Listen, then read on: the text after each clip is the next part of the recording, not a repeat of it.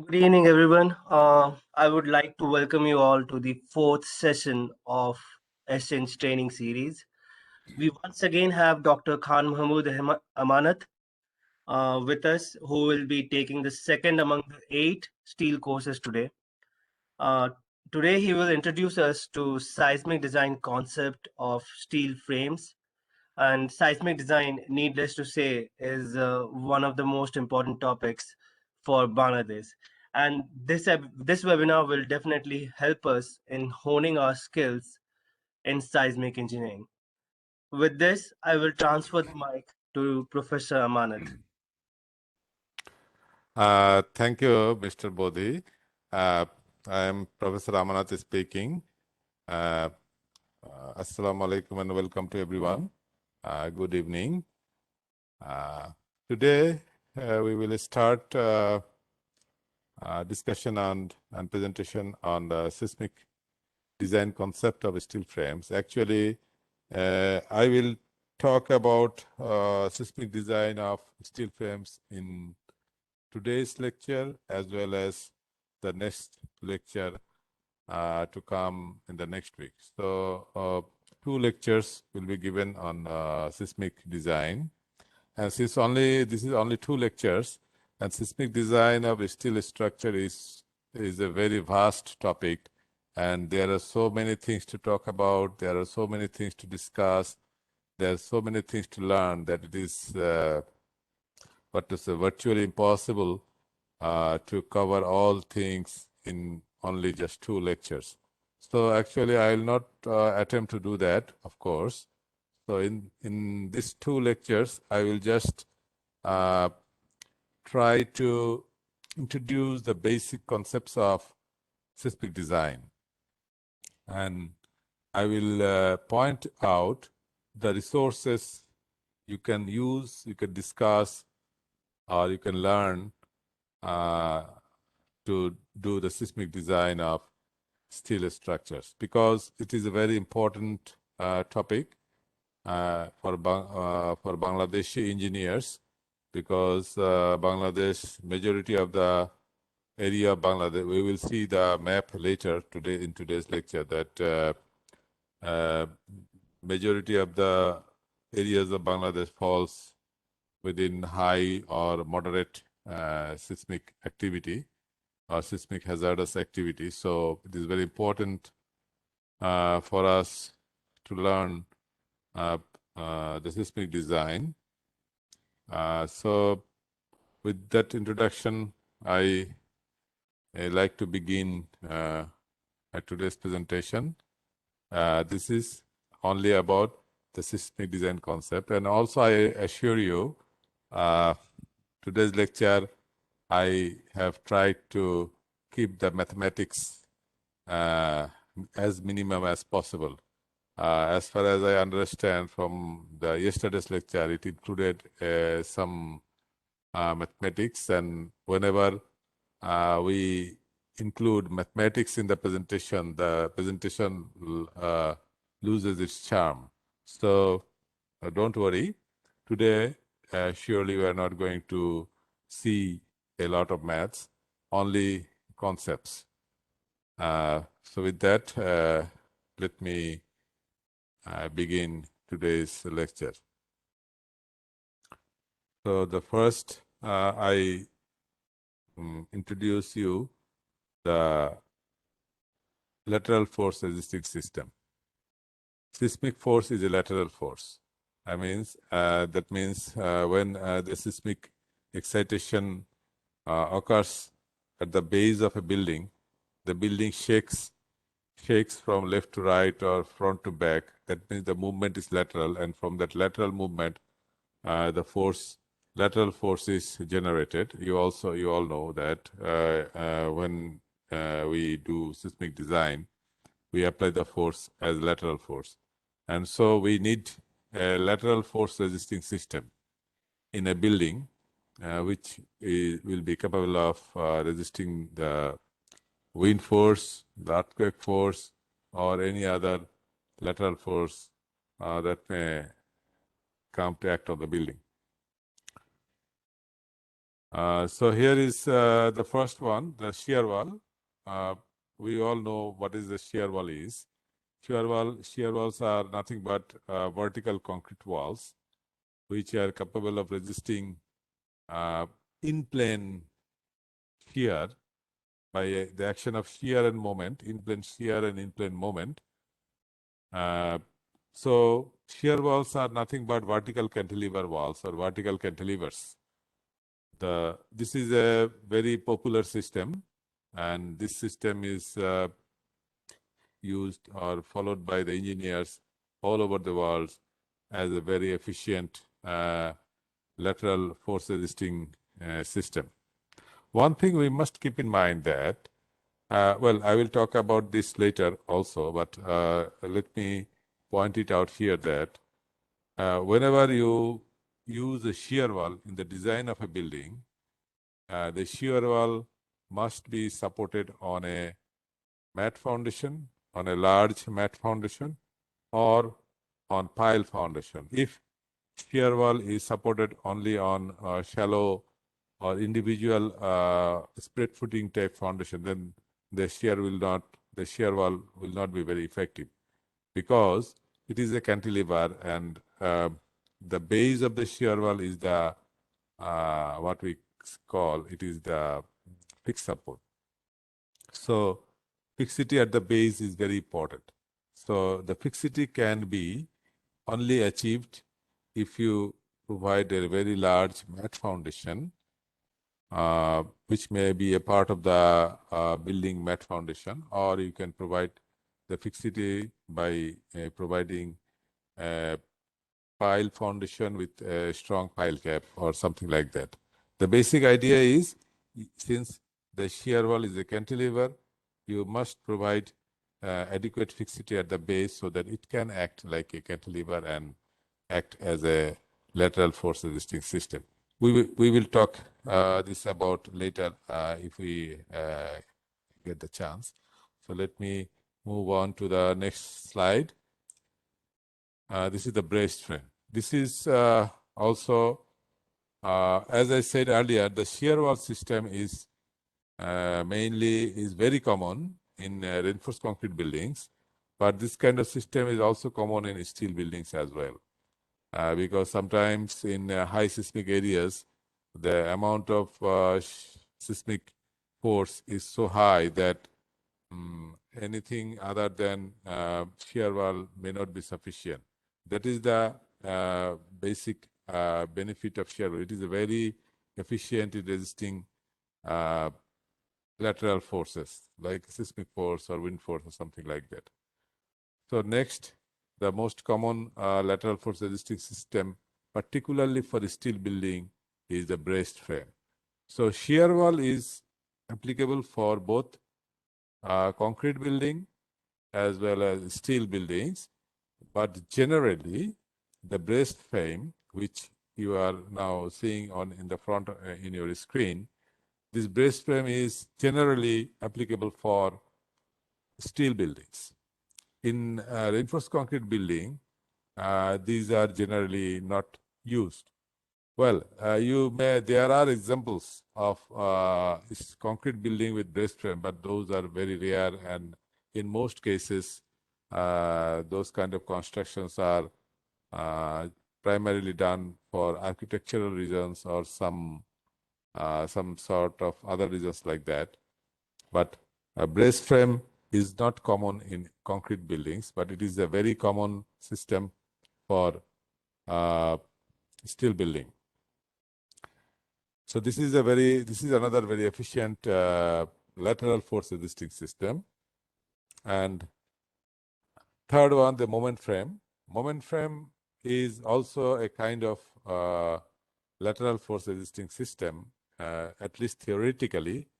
Here the lateral force is taken care by the bending moments and shear in the beams and columns. Well, this is compared to the previous two, this may not be very efficient or strong lateral force resisting system, but moment frame has some other advantages over the previous two, like moment we can make the moment frame very ductile or highly energy dissipating system, which is essential in the design, seismic design of buildings. So there are also both advantages and disadvantages of moment resisting frame, but this is the simplest. And if you only think about the efficiency of seismic design, moment frame is the most efficient seismic system if the seismic force is not very high. So these are the three primary lateral force resisting systems we are familiar with for buildings. And this moment resisting frame or moment frame is also common for both steel building and concrete building. So what we have learned that the shear wall, that is also applicable. Concrete shear wall. Shear wall means primarily concrete shear walls, but sometimes shear walls can be also made of steel. That is called steel plate shear wall, SPSW. Steel plate shear wall, SPSW. So shear wall can be constructed of concrete, or it can be made of steel. Concrete shear walls are used both in concrete buildings as well as in steel buildings. Steel plate shear wall is primarily used in steel buildings only. And then comes the brace frame, which is primarily used in steel framed buildings. And the moment frame, moment frames are common both in concrete structures as well as in steel structures. Now let us talk about the brace frame, because brace frame is one of the most efficient way of dealing the lateral forces like wind and earthquake to reduce the sway and to make the building stronger and stiffer against lateral forces. So you see there are two figures in the top. At the top, there is the concentric brace frames, and at the bottom you see the eccentric braced frame. Concentric means the bracing. This is the bracing. This is the bracing. The concentric means the bracing central line or the axis of the bracing. The axis of these two bracings shall meet on the axis of the beam, and here they will also meet, the axis of the bracing shall meet the column axis and the beam axis. That means here everything is concentric. The center line of the beam, the center line of the column, and the center line of the bracing, they all meet at a point. Here also the center line of this bracing, center line of this bracing, and center line or the axis of the beam, they also meet at a point. When this condition occurs, we call them concentric braced frame. There is another kind of braced frame that is called eccentric. Eccentric means when the bracing is connected to the beam, they don't meet at a point. That means this bracing meets at a certain point, and this another bracing meets another point. There is a gap between these 2 points, and this kind of connection is called eccentric bracing. But here at the bottom, at this beam column junction, they are always concentric. So when the bracing is meeting the beam column junction, either in concentric system or in eccentric system, the bracing is concentric with the column and beam at this location, but at the middle part of the beam, they are eccentric. So this eccentric middle part, there is a middle part, we call that a link beam. So this is just an introduction to the braced system. In my next lecture, probably on next Saturday, we will talk more on this. তাহলে আমি পরের স্লাইডে চলে যাচ্ছি। আরেকটা বিষয় যেটা seismic ডিজাইনে আমাদের প্রায় ডিল করতে হয়, বা যেটা নিয়ে আমাদেরকে অঙ্ক করতে হয় বা ম্যাথস করতে হয় বা ডিজাইন করতে হয়, সেটাকে আমরা বলছি যে ডায়াফ্রাম। প্রশ্ন হচ্ছে যে ডায়াফ্রামটা আসলে কি? সিম্পল কথায় বলা যায় যে ডায়াফ্রাম হলো ফ্লোর, অর্থাৎ ফ্লোর স্ল্যাব। এই যে আমরা ফ্লোরের উপরে দাঁড়িয়ে থাকি বা দাঁড়িয়ে আছি, যে ফ্লোর স্ল্যাবটা, এই ফ্লোর স্ল্যাবটাই হচ্ছে ডায়াফ্রাম। কেন এটাকে ডায়াফ্রাম বলা হচ্ছে? কারণ যখনই কোনো সিসমিক অ্যাক্টিভিটি ঘটে, এবার বিল্ডিং এর যে ইনার্শিয়া ফোর্স, সিসমিকের কারণে, সিসমিক অ্যাক্টিভিটিসের কারণে বিল্ডিং এর বেসটা শেকিং হয়। শেকিং হলে বিল্ডিং এর ফ্লোরগুলো ডানে বায়ে মুভ করতে থাকে, এবং এই যে মুভ করতে থাকে ফলে এই প্রতিটা ফ্লোরে সিসমিক ইনার্শিয়া ফোর্স ডেভেলপ হয়, এবং এই ফোর্সটা ফ্লোরের ভিতর দিয়েই বা ফ্লোরের মধ্যে দিয়ে এটা বিমে এবং কলামে ট্রান্সফার হচ্ছে। তো এই জন্য এটাকে আমরা আরেকটা টেকনিক্যালি ফ্লোরকে কখনো কখনো ডায়াফ্রামও বলি। তো এই যে এখানে একটা এক্সাম্পল দিয়ে এই জিনিসটাকে বোঝানোর চেষ্টা করা হচ্ছে। একটা বিম যদি আমরা এভাবে দেখি, যে একটা সিম্পলি সাপোর্টেড বিম আছে, বিমের দুই পাশে সাপোর্ট আছে এবং বিমের উপরে যদি লোড থাকে, সেটা এইভাবে বিমের ভিতর দিয়ে, বিমের ওয়েবের ভিতর দিয়ে বা বিমের এই ক্রস সেকশনটা, এই লোডটা দুই এন্ডে ট্রান্সফার করবে।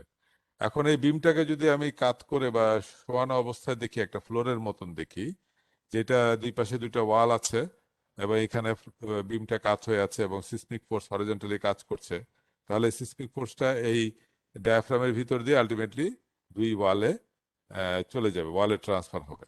তার মানে এই যে সিসমিক ফোর্স যেটা বলা হচ্ছে, এই সিসমিক ফোর্সটা প্রাইমারিলি এই ডায়াফ্রাম অ্যাকশন বলা হয়। ডায়াফ্রাম অ্যাকশন দিয়েই ফ্লোর থেকে নিয়ারেস্ট কলাম বা নিয়ারেস্ট শিয়ার ওয়াল অথবা নিয়ারেস্ট বিম, এগুলোতে ট্রান্সফার হচ্ছে। তো তবে মূল কথা হচ্ছে ডায়াফ্রাম আসলে নতুন কিছুই না। ডায়াফ্রাম হচ্ছে আমরা যে ফ্লোরটা ব্যবহার করি, সেই ফ্লোরটাকে আমরা বলি, আরেকটা নাম হচ্ছে সেটা ডায়াফ্রাম। তারপরে এখানে আবার দুইটা টার্ম এখানে আমরা দেখতে পাচ্ছি। একটা হচ্ছে ফ্লেক্সিবল ডায়াফ্রাম, আরেকটা হচ্ছে রিজিড ডায়াফ্রাম। রিজিড ডায়াফ্রাম মানে হচ্ছে এই যে ডায়াফ্রামটা, এটা শেপটা খুব একটা বদল হবে না, এটার শেপ চেঞ্জ হবে না, অর্থাৎ ইন দ্য প্লেন, অর্থাৎ এটার যে এই যে এটার যে প্লেটে, এই যে হরিজন্টাল প্লেনে এটার শেপ সিগনিফিকেন্টলি চেঞ্জ হবে না, অর্থাৎ এটা অনেকটা রিজিড থাকবে। কংক্রিট ফ্লোরের ক্ষেত্রে এটা মোটামুটি ভাবে প্রযোজ্য। অর্থাৎ একটা কংক্রিট স্ল্যাব যদি থাকে, কংক্রিট স্ল্যাবের এবং কোথাও যদি কোনো ব্রেক না থাকে, তাহলে একটা কংক্রিট স্ল্যাব সাধারণত এটা রিজিড হয়। তো স্টিল বিল্ডিং এর ক্ষেত্রে এই ব্যাপারটা অনেক সময় একটু ডিফারেন্ট হতে পারে, কারণ স্টিল বিল্ডিং এর ফ্লোরেও কিন্তু কংক্রিট কাস্টিং করেই তৈরি করা হয়, কিন্তু সেখানে যেটা করা হয়, কমন প্র্যাকটিস হচ্ছে যে ডেকশিট দিয়ে, স্টিলের ঢেউটিনের মতন ডেকশিট ব্যবহার করে তার উপরে কংক্রিটটা ঢালাই দিয়ে দেওয়া হয়। তো ওই ডেকশিটটার থেকে কানেকশনটা বিমে যায়। তার মানে স্টিল বিল্ডিং এর যে ফ্লোর, ডেকশিটের উপরে কংক্রিট ঢালাই দিয়ে তৈরি হচ্ছে, সেখানে ফ্লোরের কানেকশনের সাথে বিমের কানেকশনটা কংক্রিট বিল্ডিং এর মতন এতটা অবভিয়াস না। সেখানে ওই বিমের থেকে শিয়ার কানেক্টর দিতে হয়, শিয়ার কানেক্টর দিয়ে সেই শিয়ার কানেক্টর গুলো আমরা এগুলো দেখব, আমি এখন জাস্ট বলে দিচ্ছি। শিয়ার কানেক্টর দিয়ে, বিমের থেকে শিয়ার কানেক্টর ব্যবহার করে কংক্রিটের সাথে কানেক্টিভিটি নেওয়া হয়। তো সেই জন্য কংক্রিট ফ্লোরে যেরকম বিমের সাথে স্ল্যাবের খুব ইন্টিগ্রেটেড এবং খুব স্ট্রং একটা মনোলিথিক কানেকশন আমরা কংক্রিট বিল্ডিং এ করতে পারি, স্টিলে কিন্তু এই কানেকশনটা অতটা স্টিফ বা রিজিড বা মনোলিথিক হয় না। ফলে কখনো কখনো এমন হতে পারে যে এই ডায়াফ্রামের সাথে, ডায়াফ্রামটা রিজিডলি আমার বিমের মধ্যে বা কলামের মধ্যে ফোর্সটা ট্রান্সফার করতে পারছে না, অর্থাৎ ডায়াফ্রামটা একটা একটু ফ্লেক্সিবিলিটি দিচ্ছে। তো সেই ধরনের ঘটনা যদি ঘটে, অর্থাৎ ডায়াফ্রামটা কংক্রিট ফ্লোর, যেমন কংক্রিট ফ্লোর বিম সবগুলো একসাথে কানেক্টেড, কাজেই তারা একেবারে মনোলিথিক এবং তারা মানে খুব এফিশিয়েন্টলি স্ল্যাব থেকে বিমে বা ওয়ালে, শিয়ার ওয়ালে লোড ট্রান্সফার করতে পারছে। স্টিল বিল্ডিং এ সেরকম ব্যাপারটা নাও হতে পারে। কখনো কখনো দেখা যাবে যে ডায়াফ্রামটা একটু ফ্লেক্সিবল, অর্থাৎ ফোর্সটা অতটা রিজিড ওয়েতে কংক্রিট স্ল্যাবের মতো, কংক্রিট বিল্ডিং এর স্ল্যাবের মতো পারছে না। তখন একটু ফ্লেক্সিবিলিটি চলে আসে ওই ফোর্স ট্রান্সফার মেকানিজমের মধ্যে। তো সেই জন্য ওই আরেকটা টার্ম ব্যবহার করা হয়, সেটা হচ্ছে ফ্লেক্সিবল ডায়াফ্রাম। তো নর্মালি এটা খুব রেয়ার। মোস্ট অফ দ্য কেসে আমাদের দেশে বা বিদেশে সব জায়গাতেই যখন স্টিল বিল্ডিং কনস্ট্রাকশন হয়, তখন যদি ওই শিয়ার কি দিয়ে বিমের সাথে কংক্রিটের অ্যাঙ্করিংটা খুব ভালো মতন করা হয়, তাহলে ওটা রিজিড ডায়াফ্রামের মতনই আমরা বিহেভিয়ার পাওয়া যায়। এই যে এখানে এরকম এই ডায়াফ্রামের আরো কিছু ইস্যু বা প্রবলেম দেখানো হচ্ছে, যে আমরা আজকাল অনেক সময় আর্কিটেকচারাল কারণে ফ্লোরের মধ্যে ওপেনিং দিই।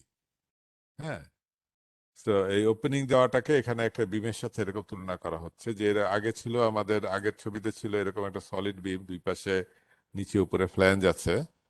এখন আমরা যদি এই নিচের ফ্ল্যাঞ্জটাকে কেটে এখানে একটা ওপেনিং দেই, তাহলে তো এই বিমের ক্যাপাসিটি ড্রাস্টিক্যালি কমে যাবে, কারণ টেনশনে বটমে কোনো ফ্ল্যাঞ্জই নাই, এই জায়গাটা একটা ক্র্যাকের মতন হয়ে যাবে, এটা ফেল করে যাবে। তা ফ্লোরেও যদি মাঝখানে কোথাও হঠাৎ করে এরকম একটা ওপেনিং করা হয়, এবং সেই ওপেনিং এর এখানে যদি এরকম বিম বা স্টিফেনিং এলিমেন্টকে ডিসকানেক্ট করে দেওয়া হয়, তাহলে ফ্লোরটা প্রপারলি ডায়াফ্রাম হিসেবে কাজ করতে পারবে না। হুম, তখন that will give rise to a problem. হ্যাঁ, that will give rise to a problem. তো এই জিনিসগুলো আমরা কোন কোন ক্ষেত্রে এই এগুলো প্রবলেম হতে পারে, সেগুলো আমরা আহ, দেখব, আমরা পরে ডিসকাস করব।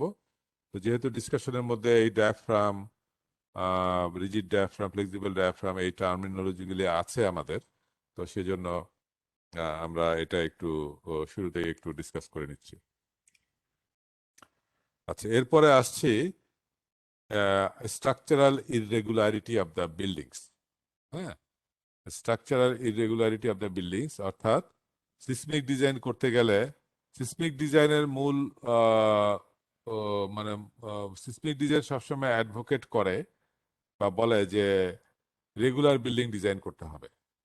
হ্যাঁ, সিসমিক ডিজাইনের সবসময় চাবে যে ভালো সিসমিক ডিজাইন যদি আমরা করতে চাই, best way to do a good seismic design is to make a building with regular geometry.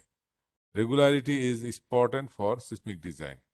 আর আমাদের আমাদের দেশ সহ সারা বিশ্বেই আর্কিটেক্ট সাহেবরা উল্টাটা পছন্দ করে। তারা তারা বেঁকা জিনিস, ইররেগুলার শেপের জিনিসপত্র আহ, তৈরি করতে বা ডিজাইন করতে বা প্ল্যান করতে বেশি পছন্দ করেন। অ্যাটলিস্ট মডার্ন আর্কিটেক্ট যারা, তাদের মধ্যে এই প্রবণতাটা বেশি। ওই বাঁকা তারা একটা কিছু ডিজাইন করে দিলাম, সবাই দেখে অবাক হয়ে তাকায় থাকবে, কিন্তু এই বাঁকাতারা জিনিস বানানোর ফলে যে উনি একটা রিস্ক ইনভাইট করছেন, আহ, এই জিনিসটা বেশিরভাগ আর্কিটেক্টদের মধ্যেই এই সেন্সটা এখন পর্যন্ত ডেভেলপ করে না।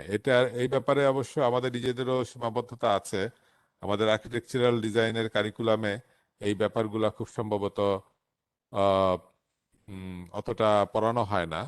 তবে আমি এটাও দেখেছি, যারা ভালো আর্কিটেক্ট তারা কিন্তু এই জিনিসগুলোকে বেশ ভালোভাবেই আমলে নেন, এবং ভালোভাবে আমলে নিয়েই এই কাজগুলো করেন। আমাদের দেশেও ভালো ভালো আর্কিটেক্ট, বড় আর্কিটেক্ট যারা, তারা এই জিনিসগুলা মাথায় রাখেন, বা প্রয়োজন বোধে বড় বড় ইঞ্জিনিয়ার বা এক্সপার্ট যারা আছে তাদের সাথে আলাপ করেই করেন। তবে মানে দুঃখের কথা হচ্ছে যে মোস্ট অফ দ্য কেসে বেশিরভাগ আর্কিটেক্টেরই এই সিসমিক ডিজাইন, রেগুলারিটি, এগুলো সম্বন্ধে কোনো ধারণাই নাই। তো যাই হোক, একটা বিল্ডিংকে সিসমিক ডিজাইন করতে গেলে আমাদেরকে কয়েকটা বিষয় লক্ষ্য রাখতে হবে। তার মধ্যে একটা হচ্ছে প্ল্যান ইরেগুলারিটি, অর্থাৎ একটা প্ল্যানে যদি বিম এবং কলামগুলোর অবস্থান এমন হয় যে সেটা রেগুলার না, তখন সেটাকে আমরা বলছি প্ল্যান ইরেগুলারিটি। প্রথমটাই বলা হচ্ছে যে torsional irregularity. I think most of you are quite familiar with this thing, যে বিল্ডিংকে যখন আর্থকুয়েক লোড ধাক্কা দিবে, এটা ইউনিফর্মলি একদিকে সরে না গিয়ে একটু টুইস্টিং হবে। এবং টুইস্টিং হওয়ার কারণ হচ্ছে এই যে এরকম শিয়ার ওয়াল যদি একটা কর্নারে থাকে, শিয়ার ওয়াল যদি মাঝখানে সিমেট্রিক্যালি না থেকে শিয়ার ওয়াল যদি একটা কর্নারে চলে যায়, বা ল্যাটারাল লোড রেজিস্টিং সিস্টেম যদি একটা কর্নারের দিকে চলে যায় বা একটা এক্সেন্ট্রিক্যালি চলে যায়, তখন এরকম টুইস্টিং হয়।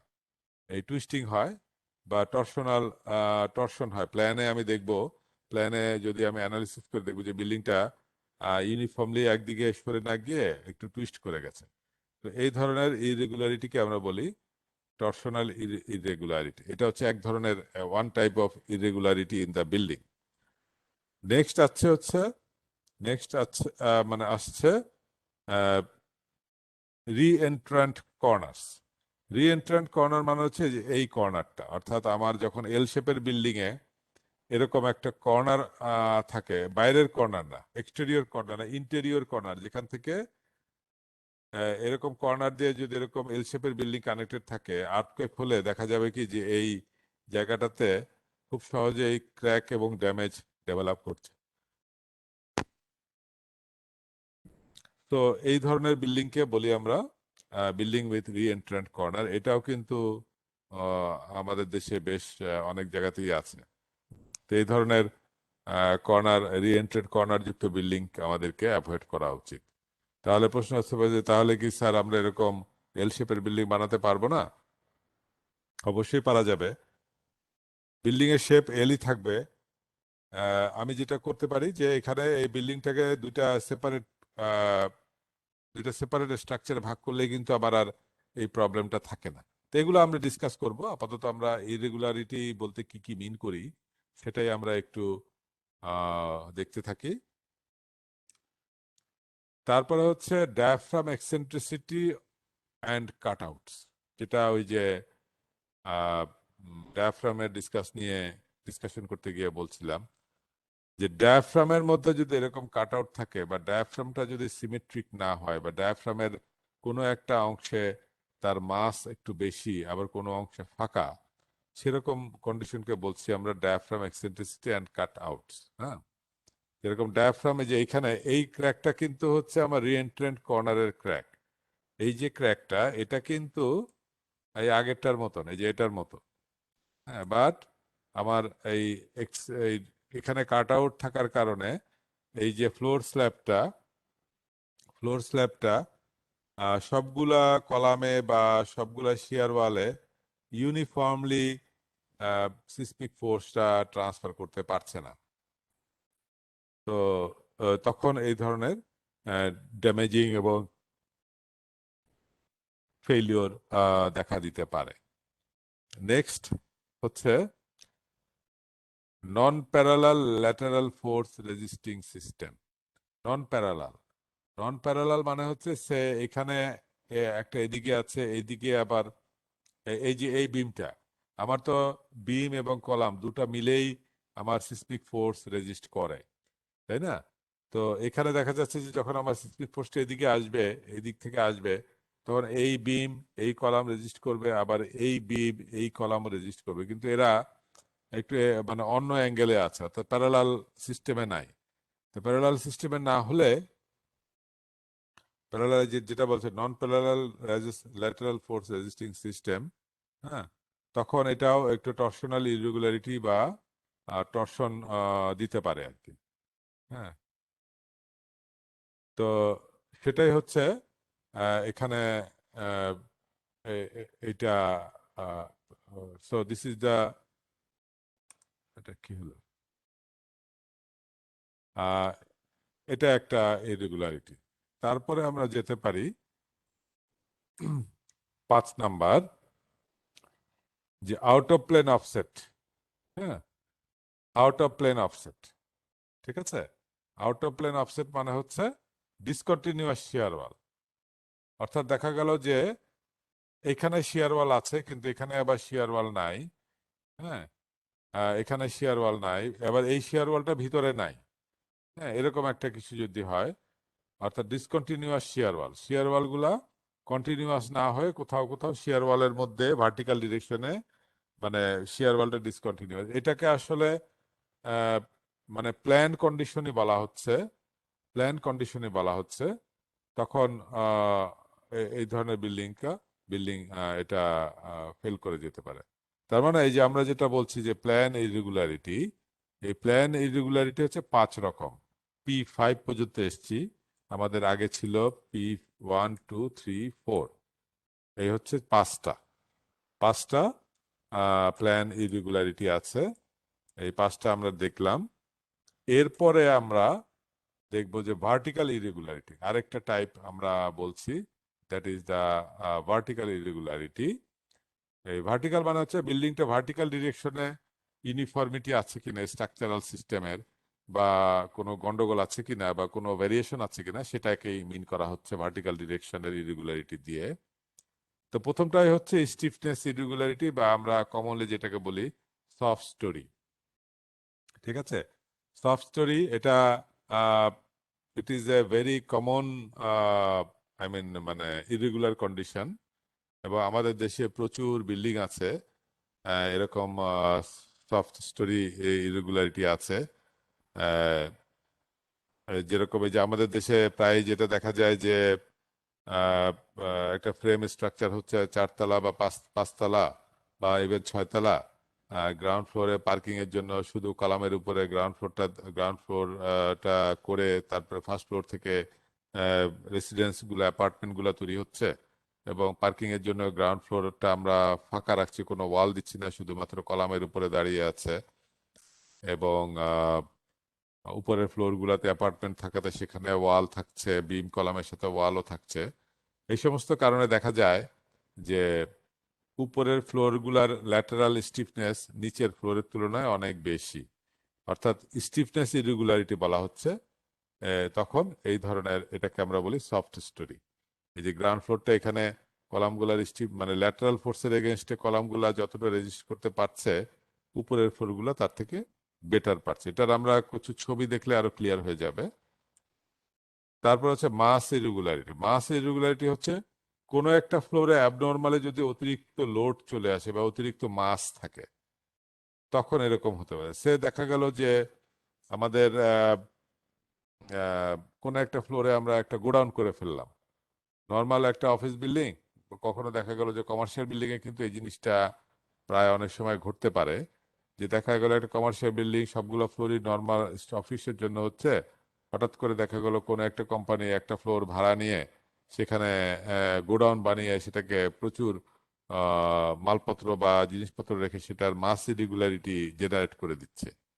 তখন কিন্তু এই ধরনের এটাকে আমরা বলছি যে ওয়েট আর মাস ইরেগুলারিটি, অর্থাৎ ওয়েট, বিল্ডিং এর ওয়েটটা বা সবগুলা ফ্লোরের ওয়েট কাছাকাছি নাই, কোনো একটা ফ্লোরের ওয়েট বেশি হয়ে গেছে, এরকম হলে সেটা হবে ভার্টিক্যাল ওয়েট বা মাস ইরেগুলারিটি। 3 নম্বর আছে ভার্টিক্যাল জিওমেট্রিক ইরেগুলারিটি, অর্থাৎ শিয়ার ওয়াল আছে হঠাৎ করে শিয়ার ওয়াল নাই। হ্যাঁ, এরকম যদি হয়, অর্থাৎ শিয়ার ওয়াল কোথাও বেশি কোথাও কম, এরকম কন্ডিশনকে আমরা বলছি ভার্টিক্যাল জিওমেট্রিক ইরেগুলারিটি। তারপরে হচ্ছে যে in plane irregularity in vertical lateral force system, অর্থাৎ শিয়ার ওয়ালটা আছে সব ফ্লোরেই, কিন্তু তারা আবার একই অ্যালাইনমেন্টে নাই, এখানে আছে আবার এখানে একটু অন্য জায়গায় গিয়ে আছে। This is not a good practice obviously. অনেক সময় অতীতে অনেক সময় অনেক অনেক বিল্ডিং হয়তো এভাবে তৈরি করা হয়েছে, but this is not at all a good practice. এবং তার হচ্ছে ক্যাপাসিটি ডিসকন্টিনিউটি বা উইক স্টোরি। তো উইক স্টোরি এবং প্রথমে যেটা বললাম যে স্টিফনেস ইরেগুলারিটি, এই দুটো কিন্তু প্রায় কাছাকাছি। এই স্টিফনেস বলতে এখানে শুধুমাত্র আমাদের স্ট্রাকচারের স্টিফনেসকে মিন করা হচ্ছে, আর উইক মানে হচ্ছে এখানে ফোর্স রেজিস্টিং ক্যাপাসিটিকে মিন করা হচ্ছে, অর্থাৎ শিয়ার ওয়ালের ল্যাটারাল লোড রেজিস্টিং ক্যাপাসিটিকে বলা হচ্ছে। তো এখানে হেভি শিয়ার ওয়াল থাকলে এটার ল্যাটারাল ফোর্স অনেক নেওয়ার ক্যাপাসিটি এখানে অনেক বেশি হবে, আবার এখানে অনেক কম হবে। সো এই ফ্লোরটা অনেক উইক হয়ে যাবে। বাট মূলত উইক স্টোরি এবং ভার্টিক্যাল স্টিফনেস ইরেগুলারিটি যেটাকে বলি বা সফট স্টোরি, এই দুটো অলমোস্ট কাছাকাছি ফেনোমেনা। তাহলে আমরা দুই ধরনের ইরেগুলারিটি দেখলাম, প্ল্যান ইরেগুলারিটি এবং ভার্টিক্যাল ইরেগুলারিটি। প্ল্যানে 5টা আছে এবং ভার্টিক্যালে 5টা আছে, মোট 10টা ইরেগুলারিটি আছে। এই যে 10টা আমরা ডিসকাস করলাম, এর মধ্যে 4টা কন্ডিশনকে সিরিয়াস কন্ডিশন বলা হচ্ছে। হ্যাঁ, এই যে 10টা কন্ডিশন, 5টা প্ল্যান এবং 5টা ভার্টিক্যাল ইরেগুলারিটি আমরা দেখলাম, এই 10টার মধ্যে 4টাকে সিরিয়াস বলা হচ্ছে। মানে বলা হচ্ছে যে এই 4 টাইপ অফ কন্ডিশন, এগুলা কোন অবস্থাতে একটা বিল্ডিং এ থাকা উচিত না। তার মধ্যে 2টা হচ্ছে ভার্টিক্যাল ইরেগুলারিটি এবং 2টা হচ্ছে প্ল্যান ইরেগুলারিটি। হ্যাঁ, এই যে এখানে আহ 2টা ভার্টিক্যাল, হ্যাঁ 2টা ভার্টিক্যাল এবং 2টা হচ্ছে প্ল্যান। এই 2টা হচ্ছে প্ল্যান ইরেগুলারিটি, এটা বলা আছে। এই যে ভার্টিক্যাল কোনটা, এই ভার্টিক্যাল হচ্ছে এই দুইটা হচ্ছে ভার্টিক্যাল। সফট অথবা উইক স্টোরি, যেটা বললাম যে সফট এবং উইক দুটো অলমোস্ট কাছাকাছি ইরেগুলারিটি। আর একটা হচ্ছে ডিসকন্টিনিউয়াস শিয়ার ওয়াল। আর প্ল্যানে হচ্ছে এই যে রিএন্ট্রেন্ট কর্নার, প্ল্যানে হচ্ছে রিএন্ট্রেন্ট কর্নার একটা, আর পেরিমিটার স্ট্রেন্থ বা স্টিফনেস, ওই যে বিল্ডিং এর পেরিমিটার বরাবর যদি স্ট্রেংথ ঠিক না থাকে, অর্থাৎ ওই এইটা, তখন এটা এরকম হয়। তো এই জিনিসগুলোর ডিটেল ডিসকাশন আমরা এখন যাচ্ছি। হ্যাঁ, এই দুইটা আমি যাচ্ছি। হ্যাঁ, সেটা আমরা অ্যানোটেশনটা ক্লিন করে ফেলি।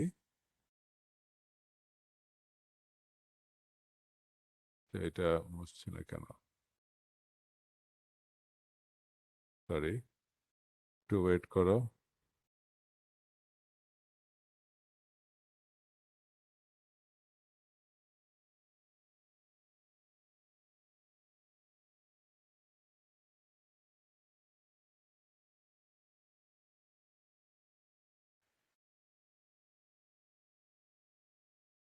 এটা মোছা যাচ্ছে না কেন,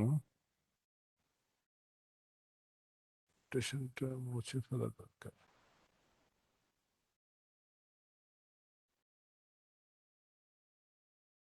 জাস্ট গিভ মি মোমেন্ট, এই অ্যানোটেশনটা তো মুছতে হবে, এটা মুছতেছে না। Mr. Bodhi, can you help me in erasing the annotations? Do you know how to erase? Yeah, there will be a rubber button there only. Yes, right arrow Sorry. key say there is a rubber button. Yes, I am able to see the rubber button. Then, Yeah. Then you have to like just but it's not working. I'm not sure why is it not working. The rubber is calm and it is showing some. Okay, it oh, is now going. it worked. Yeah. Hmm. So, uh, the first is the soft and weak stories. So we now discuss the soft and weak story. You see, so for a normal building, if there is no weakness or soft story mechanism, then all the floors will almost uniformly laterally sway and deflect and respond to the seismic load. But if there is a stiffness irregularity, that means the ground floor is weak or soft and the upper floors are stiffer, then the drift will be like this, and there will be the ground floor columns will break and the building will collapse like this. So this kind of scenario is observed all over the world in many occasions of many occasions of seismic events. Many occasions of seismic events. Let us say the soft fast story. So this means the soft fast story. There are many different kinds.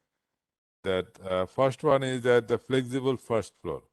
That means the height of the columns are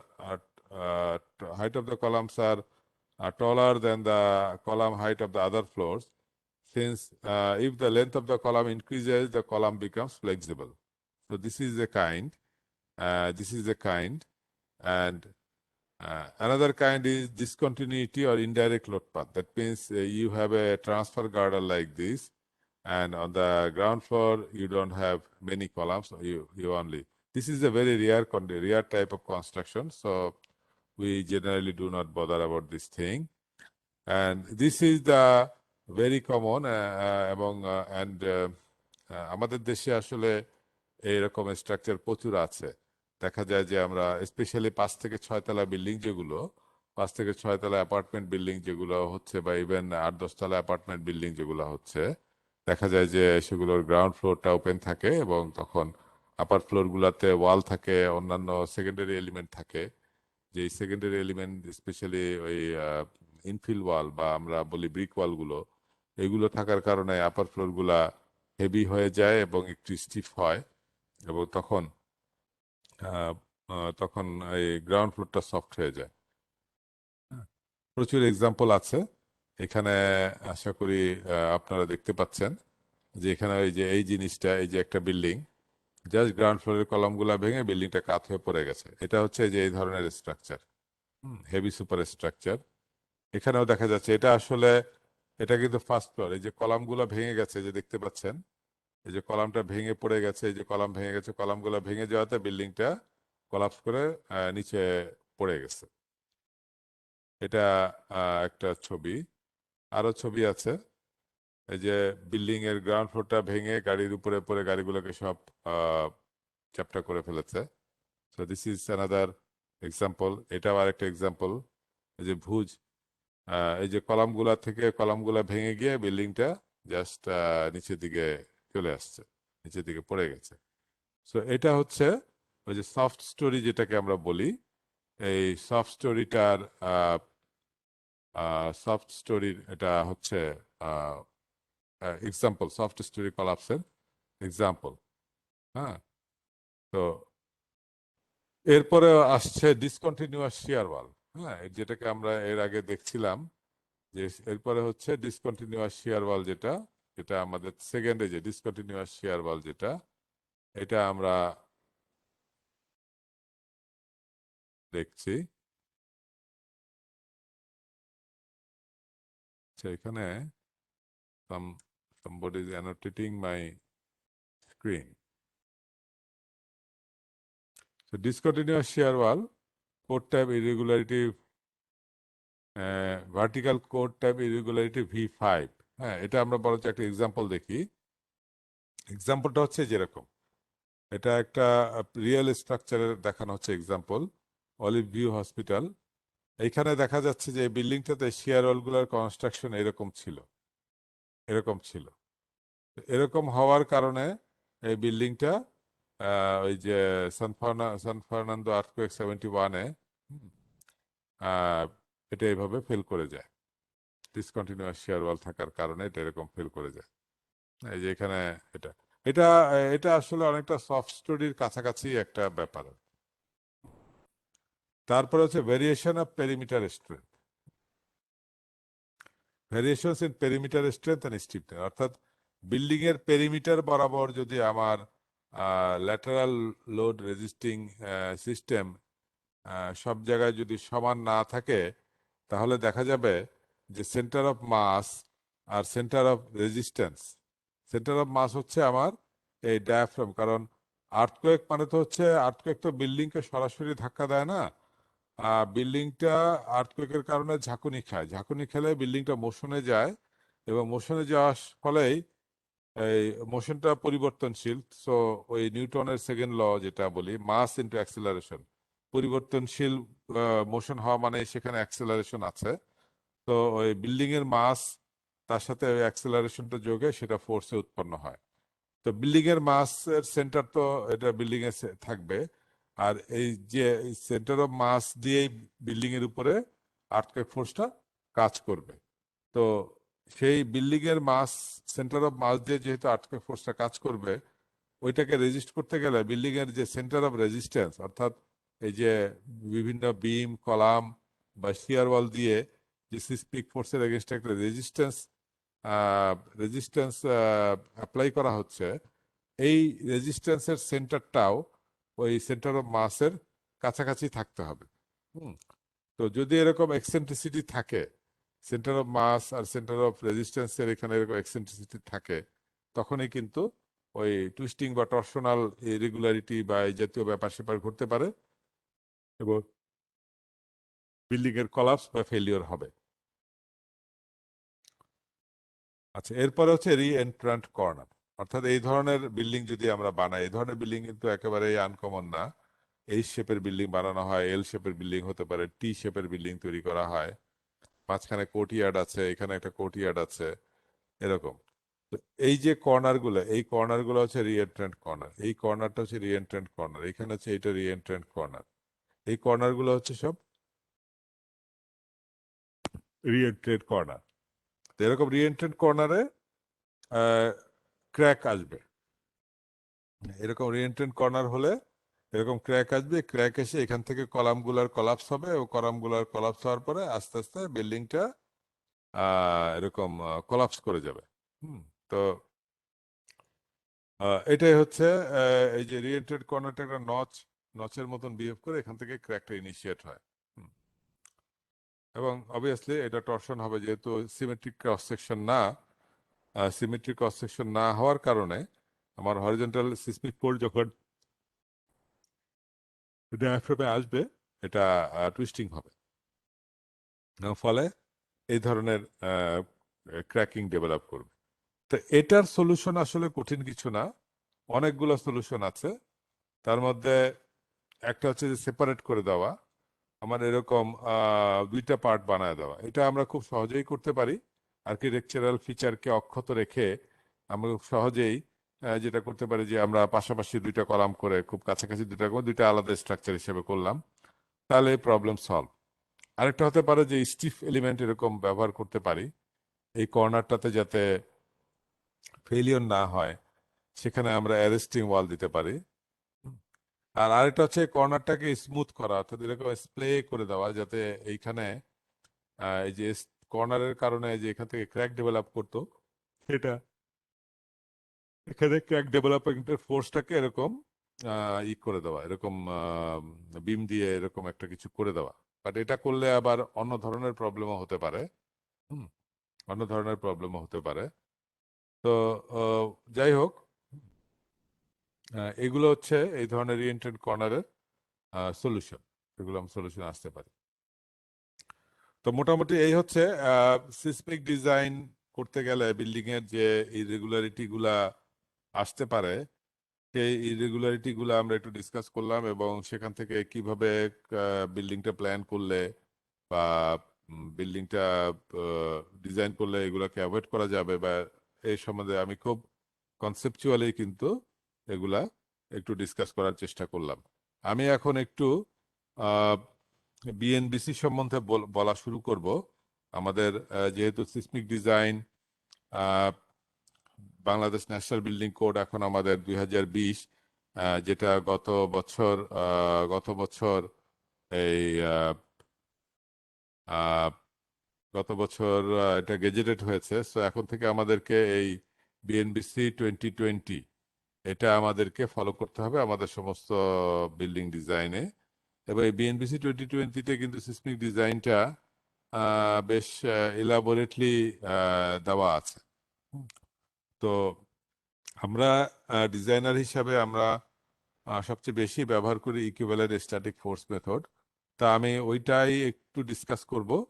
ওই equivalent force মেথডটা discuss করে তারপরে further টপিকগুলা discuss করব। এখানে আসলে একটা জিনিস বলা ভালো, যে যদিও এই কোর্সটা বা আমার লেকচারের পার্টটা স্টিল বিল্ডিং এর জন্য বাট আমি এই যে এতক্ষণ যে ডিসকাস করলাম, এই যে স্ট্রাকচারাল ইরেগুলারিটি বা এই যে কিভাবে এগুলো সলভ করা যাবে, প্ল্যান ইরেগুলারিটি, ভার্টিক্যাল ইরেগুলারিটি, এগুলো কিন্তু ইকুয়ালি অ্যাপ্লিকেবল টু স্টিল এবং কংক্রিট বোথ। এবং ফান্ডামেন্টাল সিসমিক ডিজাইন সম্বন্ধে ফান্ডামেন্টাল আইডিয়া থাকতে হলে এই ইরেগুলারিটিগুলো সম্বন্ধে আহ, খুব ভালো আইডিয়া থাকতে হবে। সেজন্যই আসলে আহ, আমি এই টপিকগুলা শুরুতে একটু ডিসকাস করছি আর কি। তো বিএনবিসিতে সিসমিক ডিজাইনের শুরুতে কিছু জেনারেল কথাবার্তা বলা আছে, তার মধ্যে যে structural simplicity, uniformity and symmetry. হ্যাঁ, এই তিনটা শব্দ খুব strong keyword, the simplicity, uniformity এবং সিমেট্রি। তো এই তিনটা জিনিসই আর্কিটেক্ট মহোদয়ের অত্যন্ত অপছন্দের ব্যাপার। তারা কোনো কিছু সিমেট্রিক করতে পছন্দ করেন না, কোনো কিছু ইউনিফর্ম করতে চান না, এবং কোনো কিছুই সিম্পল করতে চান না। সবসময় একটু আর্টিস্টিক ভাব আনার জন্য বা ক্রিয়েটিভিটি আনার জন্য একটা এমন একটা শেপ দিয়ে রাখেন যে সেটা আলটিমেটলি এটা মানুষের জীবনের নিরাপত্তার জন্য কখনো কখনো এটা আহ, হুমকি হয়ে যেতে পারে। এবং সেই পেইনটা আলটিমেটলি সেই বিল্ডিং ডিজাইনের পেইনটা স্ট্রাকচারাল ইঞ্জিনিয়ারদেরকেই নিতে হয়। হ্যাঁ, তো স্ট্রাকচারাল ইঞ্জিনিয়ারদেরকে এই ব্যাপারে আমাদেরকে অত্যন্ত দৃঢ়তার সাথে এই জিনিসটাকে হ্যান্ডেল করতে হবে। আমি বলছি না যে মানে আর্টিস্টিক বা নান্দনিক কোনো কিছু করা যাবে না, তবে আহ, যেটা একজন স্ট্রাকচারাল ইঞ্জিনিয়ারকে অবশ্যই তার সিদ্ধান্ত দেওয়ার সময় চিন্তা ভাবনা করে দিতে হবে। এর মূল কারণ হচ্ছে যে আসলে একটা বিল্ডিং দেখতে ভালো হবে না খারাপ হবে সেটা আর্কিটেক্ট সাহেব বলেন। আর্কিটেক্ট এটাই মানে নির্ধারণ করেন, তার ক্রিয়েটিভিটি দিয়ে তিনি একটা নান্দনিক স্থাপনা তৈরি করার চেষ্টা করেন, এবং আমরাও কিন্তু সেটা চাই। আমরা যে চাই না তা কিন্তু না, আমরাও বলি যে খুব দেখতে সুন্দর একটা ভালো প্ল্যানের বিল্ডিং তৈরি করে দেন। হ্যাঁ, তো ওনারা সেটাই চেষ্টা করেন। কিন্তু একটা বিল্ডিং দাঁড়িয়ে থাকবে কিনা, বা একটা বিল্ডিং এ, একটা রেসিডেন্সে, একটা অ্যাপার্টমেন্ট বিল্ডিং এর কথাই বলি, একটা অ্যাপার্টমেন্ট বিল্ডিং এ যারা থাকবেন তারা সেই বিল্ডিং এ নিরাপদে ঘুমাতে পারবেন কিনা, এই নিশ্চয়তা কিন্তু একজন স্ট্রাকচারাল ইঞ্জিনিয়ারই দিয়ে থাকে। ঠিক আছে, এটা কিন্তু এই দায়িত্বটা কিন্তু আর কেউ নেয় না। ইভেন সিভিল ইঞ্জিনিয়ারিং এর মধ্যেও একমাত্র স্ট্রাকচারাল ইঞ্জিনিয়ারিং নিয়ে যারা কাজ করেন তারাই এই একটা বিল্ডিং এর সেফ কিনা, একটা কনস্ট্রাকশন সেফ কিনা, এটা নিরাপদে ব্যবহার করা যাবে কিনা, এটা উইন্ড লোড বা আর্থকোয়েক লোডে এটা টিকে থাকবে কিনা, এবং আমাদের যে জানমালের নিরাপত্তা বজায় থাকবে কিনা, এটা একমাত্র স্ট্রাকচারাল ইঞ্জিনিয়ারই এনশিওর করেন। কাজেই সেই দৃষ্টিকোণ থেকে আমরা বলতে পারি যে স্ট্রাকচারাল ইঞ্জিনিয়ারকে অত্যন্ত স্ট্রং মেন্টালিটি নিয়ে এবং অত্যন্ত আমাদেরকে এগিয়ে আসতে হবে, এবং বিল্ডিং ডিজাইনের সময় তার যুক্তি এবং তার সিদ্ধান্তকে অবশ্যই এস্টাবলিশ করার মতন পার্সোনালিটি অ্যান্ড গাটস থাকতে হবে। তা না হলে কিন্তু বিপদে আমরাই বা স্ট্রাকচারাল ইঞ্জিনিয়ারই পড়বো, অন্য কেউ পড়বে না। বিল্ডিং ভেঙে পড়লে কোনো বা কোনো কারণে বিল্ডিং এর ক্ষতিগ্রস্ত হলে কেউ কিন্তু আর্কিটেক্টকে দোষারোপ করে না, সে কিন্তু স্ট্রাকচারাল ইঞ্জিনিয়ারকেই দোষারোপ করবে। সো যেহেতু দায়িত্বটা স্ট্রাকচারাল ইঞ্জিনিয়ারিং নেয়, সেই জন্য স্ট্রাকচারাল ইঞ্জিনিয়ারকে এই সমস্ত ব্যাপারে সচেতন হওয়া উচিত, এবং যথাসম্ভব তার ডিজাইন কোড মেনটেন করে ডিজাইন করতে হবে, এবং সেই কোড মেনটেন করে যতটুকু সম্ভব আমরা আর্কিটেকচারাল ফিচারগুলোকে যতটুকু সম্ভব রাখা যায় সেভাবেই আমরা কাজ করব। তবে ওই যে যেটা বললাম, আর্কিটেক্ট যদি ভালো হয়, হ্যাঁ, আমার as a my own experience বলতে পারি, বুয়েটের শিক্ষকতার পাশাপাশি তো আমরা অনেক কনসালটেন্সিও করি বুয়েটের মাধ্যমে, বিআরটিসির মাধ্যমে বা অন্য যেভাবেই হোক, এবং সেই সূত্রে আমাদের বাংলাদেশের অনেক আর্কিটেক্টের সাথেই আমার কাজ করার অভিজ্ঞতা আছে, হয়েছে। এবং আমি দেখেছি যারা ভালো আর্কিটেক্ট তারা কিন্তু স্ট্রাকচারাল সিস্টেমটা নিয়ে অল্প কম বেশি হলে তারা কিন্তু সেটা মানে কনসিডার রাখেন যে স্ট্রাকচারটা সিম্পল এবং সিসমিক ইয়ে হবে। মাঝে মাঝে যে একটু ক্রিয়েটিভিটি আনতে গিয়ে একটু এদিক ওদিক করে ফেলেন না তা না, বাট ভালো আর্কিটেক্ট, নাম করা আর্কিটেক্ট যারা, তারা কিন্তু তাদের ডিজাইনে এই সমস্ত ব্যাপারগুলো মোটামুটি ভাবে থাকে। তবে প্রচুর আর্কিটেক্ট দেখেছি আহ, যাদের মধ্যে অনেক সময় এই ব্যাপারটা আসেই না। তারা মনে করেন একটা কিছু দাঁড় করে দিলেই হলো, সেটা বানালেই দাঁড়ায় থাকবে। তো এই ধরনের। আর আরেকটা ব্যাপার যেটা ঘটে, যেটা দুঃখজনকভাবে সত্যি, যে পৃথিবীর বিভিন্ন দেশে বিভিন্ন জায়গাতে অনেক মানে দৃষ্টিনন্দন এবং ওই যে যেটা বললাম যে আঁকাবাঁকা স্ট্রাকচার আছে। হ্যাঁ, তো বিদেশে একটা কিছু দেখে এসেই অনেকে বলেন যে আমার এখানে এটা বানাতে হবে। তো এই জিনিসটা যেমন ইদানিং স্ট্রাকচারালি বা আর্কিটেকচারালি খুব চ্যালেঞ্জিং কিছু স্ট্রাকচার তৈরি হচ্ছে এই মধ্যপ্রাচ্যে বা দুবাইতে বা আরব আমিরাত বা এই সমস্ত জায়গাতে। হ্যাঁ, তাদের অর্থনৈতিক অবস্থা ভালো হচ্ছে এবং তারা খুব চ্যালেঞ্জিং বিল্ডিং বা স্ট্রাকচার বা এই ধরনের তৈরি করছেন।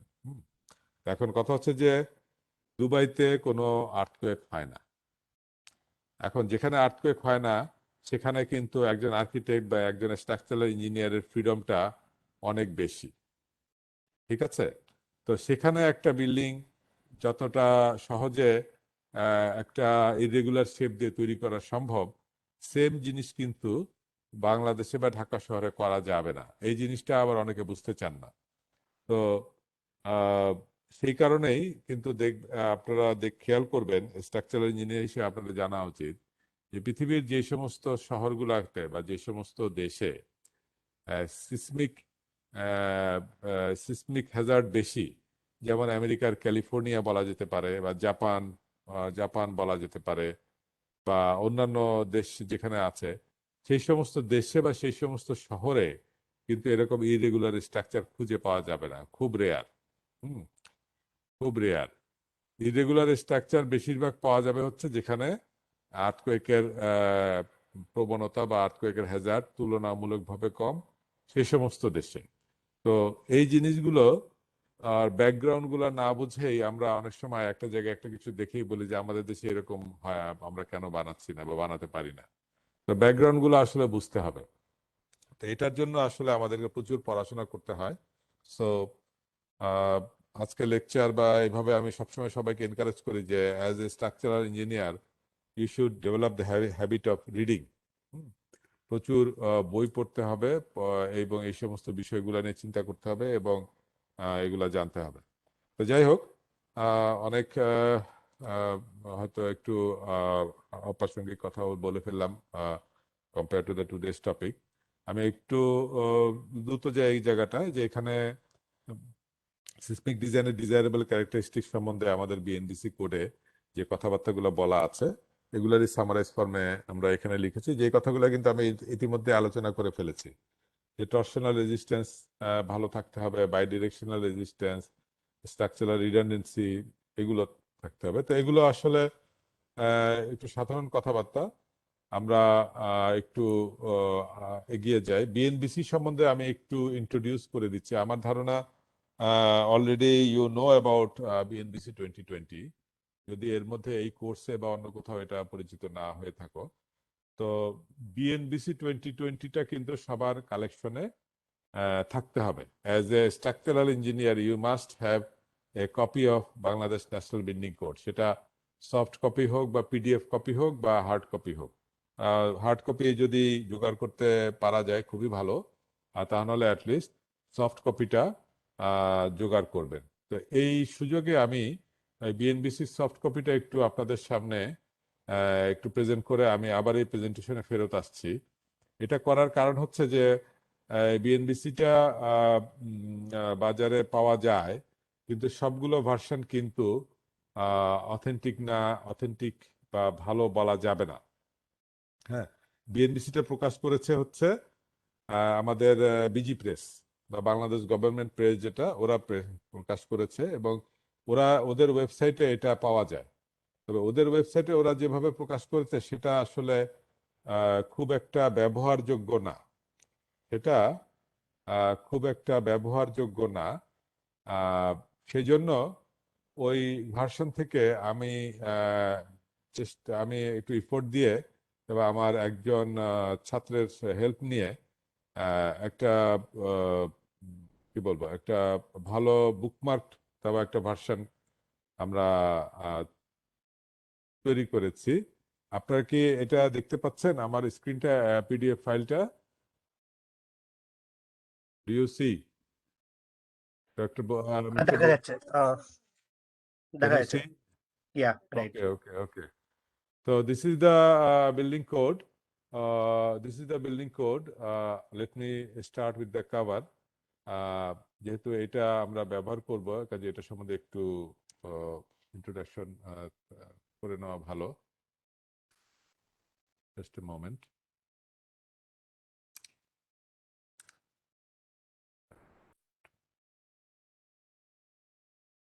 So, so this is the Bangladesh National Building Code 2020. And the advantage of the version I am talking, I'm showing in front of you that it is a bookmarked version. Bookmark means on the left you have all the chapters. You have you see the BNBC has 5 parts. Sorry, 5, no, not 5, 10 parts. And these are all bookmarked. And all the structural design is covered in part 6. And this part 6 alone is about 50% of the whole BNBC. So it's a big part, and a structural design is highly focused and elaborately focused in this code.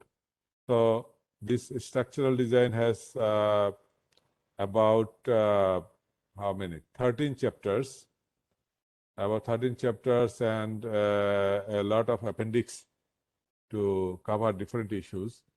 And in chapter 2, if I press chapter 2, you directly go to loads and building. And you see this version of BNBC has a proper footer. And here you know in which part you are browsing and which chapter you are browsing. So this is a specially produced PDF file, which I think you should have in your collection. The original version, which was published about a year ago by BG Press, does not have all these features. It doesn't have any bookmark. It doesn't have any footer. It's just a raw document in which you can't find anything very easily unless you know. But this electronic version is properly bookmarked, and so you can easily move from one place to another place easily and quickly using these bookmarks and other things. So in chapter 2, it is the load, and here is in article 2.5. So seismic load is in part 6, chapter 2, article 2.5. If you click here, you see this is the seismic design part, and there are a lot of there are all the provisions, all the things are here. So from here I'm going to show you some only a few features of the seismic design. This is both applicable to steel and concrete building, and then I will move on to the more specific issues of steel building. তো আমার recommendation হচ্ছে যে আপনারা যাদের কাছে নাই তারা অবশ্যই এই স্পেসিফিক এই এরকম এই বুকমার্ক করে ভার্সনটা আপনারা কালেক্ট করে নেবেন। কারো কাছে যদি না থাকে বা কেউ যদি কালেক্ট করতে না পারেন, আমাকে মেইল করতে পারেন বা আমার সাথে আপনারা যোগাযোগ করতে পারেন। আমি লিঙ্ক দিয়ে দেবো, সেখান থেকে আমরা ডাউনলোড করে নেবেন। এটা অ্যাজ এ স্ট্রাকচারাল ইঞ্জিনিয়ার প্রত্যেকের কাছে এটা অবশ্যই আমি মনে করি থাকা উচিত। এবং if you don't have, I can provide this for you. আমি একটা যদি প্রয়োজন বোধ হয় আমি একটা লিঙ্ক দিয়ে দিব না হয়। তো যাই হোক, আমি তাহলে আমার পাওয়ার পয়েন্টে ফেরত আসি। কোথায় গেল? আমার পাওয়ার পয়েন্টটা দেখা যাচ্ছে নিশ্চয়ই। প্রেজেন্টেশন মোডে চলে যায়। এই জায়গাটা আমি একটু দ্রুত যাব, কারণ এটা ইকুইভ্যালেন্ট স্ট্যাটিক ফোর্স মেথডের ফান্ডামেন্টাল জিনিসটা এখানে একটু ডিসকাস করা হচ্ছে, যেহেতু এটা বিভিন্নভাবে বিভিন্ন সময় আপনারা এটা দেখবেন বা এটা আসবে বিভিন্ন এই কোর্সের মধ্যে হয়তো একাধিকবার এটা আপনাদের সামনে প্রেজেন্ট করা হবে। আহ, তো আমি আস্তে আস্তে এটা একটু প্রসিড করে যাই। আজকে আমার লেকচারটা আসলে বেশ লম্বা, প্রায় 80-90টার মতো স্লাইড আছে। তো আমাকে এগুলো আমি একটু প্রসিড করি। বিএনবিসি তে একটা ইম্পর্টেন্ট টেবিল হচ্ছে seismic site classification. Site classification মানে এটা যে জমিতে বিল্ডিংটা হবে সেই জমিতে মাটিটা কেমন, মাটির প্রকৃতি কেমন, সেটার উপরে বেস করে সাইট আছে 5টা, SA, SB, SC, SD, SE, 5টা। এর বাইরে আরো 2টা আছে, S1 এবং S2, ওইটার ডিসকাশনে আমি যাচ্ছি না। তো এই সাইট ক্লাসিফিকেশনটা বের করার সবচেয়ে সহজ উপায় হচ্ছে এই এসপিটি ভ্যালুটা দেখা। এসপিটি ভ্যালুর অ্যাভারেজ, এসপিটি ভ্যালুটা কত এটা দেখা। তবে খেয়াল রাখতে হবে এখানে এই যে অ্যাভারেজিং করার জন্য এটা কিন্তু সাধারণ অ্যাভারেজিং না। হ্যাঁ, you have to be very careful. আমি এটা কিন্তু স্ক্রিনে নাই, বাট আমি আপনাদেরকে বলছি, আপনারা খেয়াল করবেন। এই যে স্ট্যান্ডার্ড পেনিট্রেশন ভ্যালুটা সয়েল টেস্ট রিপোর্ট থেকে আপনারা নিবেন, নেওয়ার পরে এটা 30 মিটার ডেপথ পর্যন্ত এটার অ্যাভারেজ করতে হবে। এই অ্যাভারেজিংটা করতে হবে হারমোনিক অ্যাভারেজ। সেই সূত্রটা বিএনবিসিতে দিয়ে দেওয়া আছে, কিভাবে অ্যাভারেজিং করতে হবে সেটার সূত্রটা বা ইকুয়েশনটা বিএনবিসিতে দেওয়া আছে। এই যে চার্টটা, যেটা এই চার্টের আগেই বিএনবিসিতে, যেখানে যে বিএনবিসির এটা আছে টেবিল 251, এই টেবিলটার আগেই এই অ্যাভারেজিং করার সূত্রটা দেওয়া আছে। প্রপার সূত্র বা প্রপার ইকুয়েশন ব্যবহার করে এই এন বার বা অ্যাভারেজ এসপিটি ভ্যালু বের করতে হবে। এটা সিম্পল অ্যাভারেজ করলে কিন্তু হবে না, এটা হচ্ছে হারমোনিক অ্যাভারেজ বলি আমরা এটাকে। তো যাই হোক, সেভাবে অ্যাভারেজ করার পরে সেই অ্যাভারেজ ভ্যালু অনুযায়ী আমরা সাইড ক্লাস বি, সি না ডি, এতে এটা আমরা জাজ করতে পারি। বাংলাদেশের ক্ষেত্রে বেশিরভাগ সময়, বাংলাদেশের ক্ষেত্রে মোস্ট অফ দ্য কেসে আইদার এটা সিতে পড়বে, এসসি অথবা এইচডি পড়বে। এর বাইরে অন্য কোনো ক্যাটাগরিতে যাওয়ার সম্ভাবনা খুবই রেয়ার। মোস্ট অফ দ্য কেসে এসসি এবং এসডি, এই দুইটাই হচ্ছে আমাদের দেশের জন্য মোস্ট কমন, এই দুইটা ক্যাটাগরিতে পড়বে। তারপরে হচ্ছে আমাদের বিল্ডিং এর পিরিয়ড বের করতে হয় সিসমিক ডিজাইনের জন্য। সেটার জন্য একটা ইকুয়েশন দেওয়া আছে। এটা আসলে এমন কঠিন কিছু ইকুয়েশন, অ্যাপ্রক্সিমেট একটা এম্পিরিক্যাল ইকুয়েশন। এখানে বিল্ডিং এর ফান্ডামেন্টাল পিরিয়ড অফ ভাইব্রেশন, এটা আমরা বিল্ডিং এর হাইট যদি জানা থাকে, এই ফর্মুলা ব্যবহার করে বিল্ডিং এর ফান্ডামেন্টাল পিরিয়ড অফ ভাইব্রেশন আমরা বের করতে পারি। খেয়াল রাখতে হবে এখানে যে সিটি এবং এম বিভিন্ন ধরনের স্ট্রাকচারের জন্য যে ভ্যালুটা দেওয়া আছে, এখানে এইচ এর মান মিটারে ব্যবহার করতে হবে। এটা একটু খেয়াল রাখতে। আমি অনেক ইঞ্জিনিয়ারকে দেখেছি এখানে ভুল করে ফেলে, এখানে এইচ এর মান ফিটে দিয়ে ফেলে বা অন্য কিছুতে দিয়ে পিরিয়ডের মান খুব বাড়ায় দেয়। পিরিয়ডের মান বাড়লে বিল্ডিং এর আর্থকুয়েক লোড কমে যাবে। So you have to be very careful about the unit system. Next হচ্ছে এখানে কিছু প্যারামিটার। এই প্যারামিটার গুলোর কোনো ফিজিক্যাল সিগনিফিকেন্স নাই। এগুলো হচ্ছে ওই যে, আমি একটু পরে চলে যাই।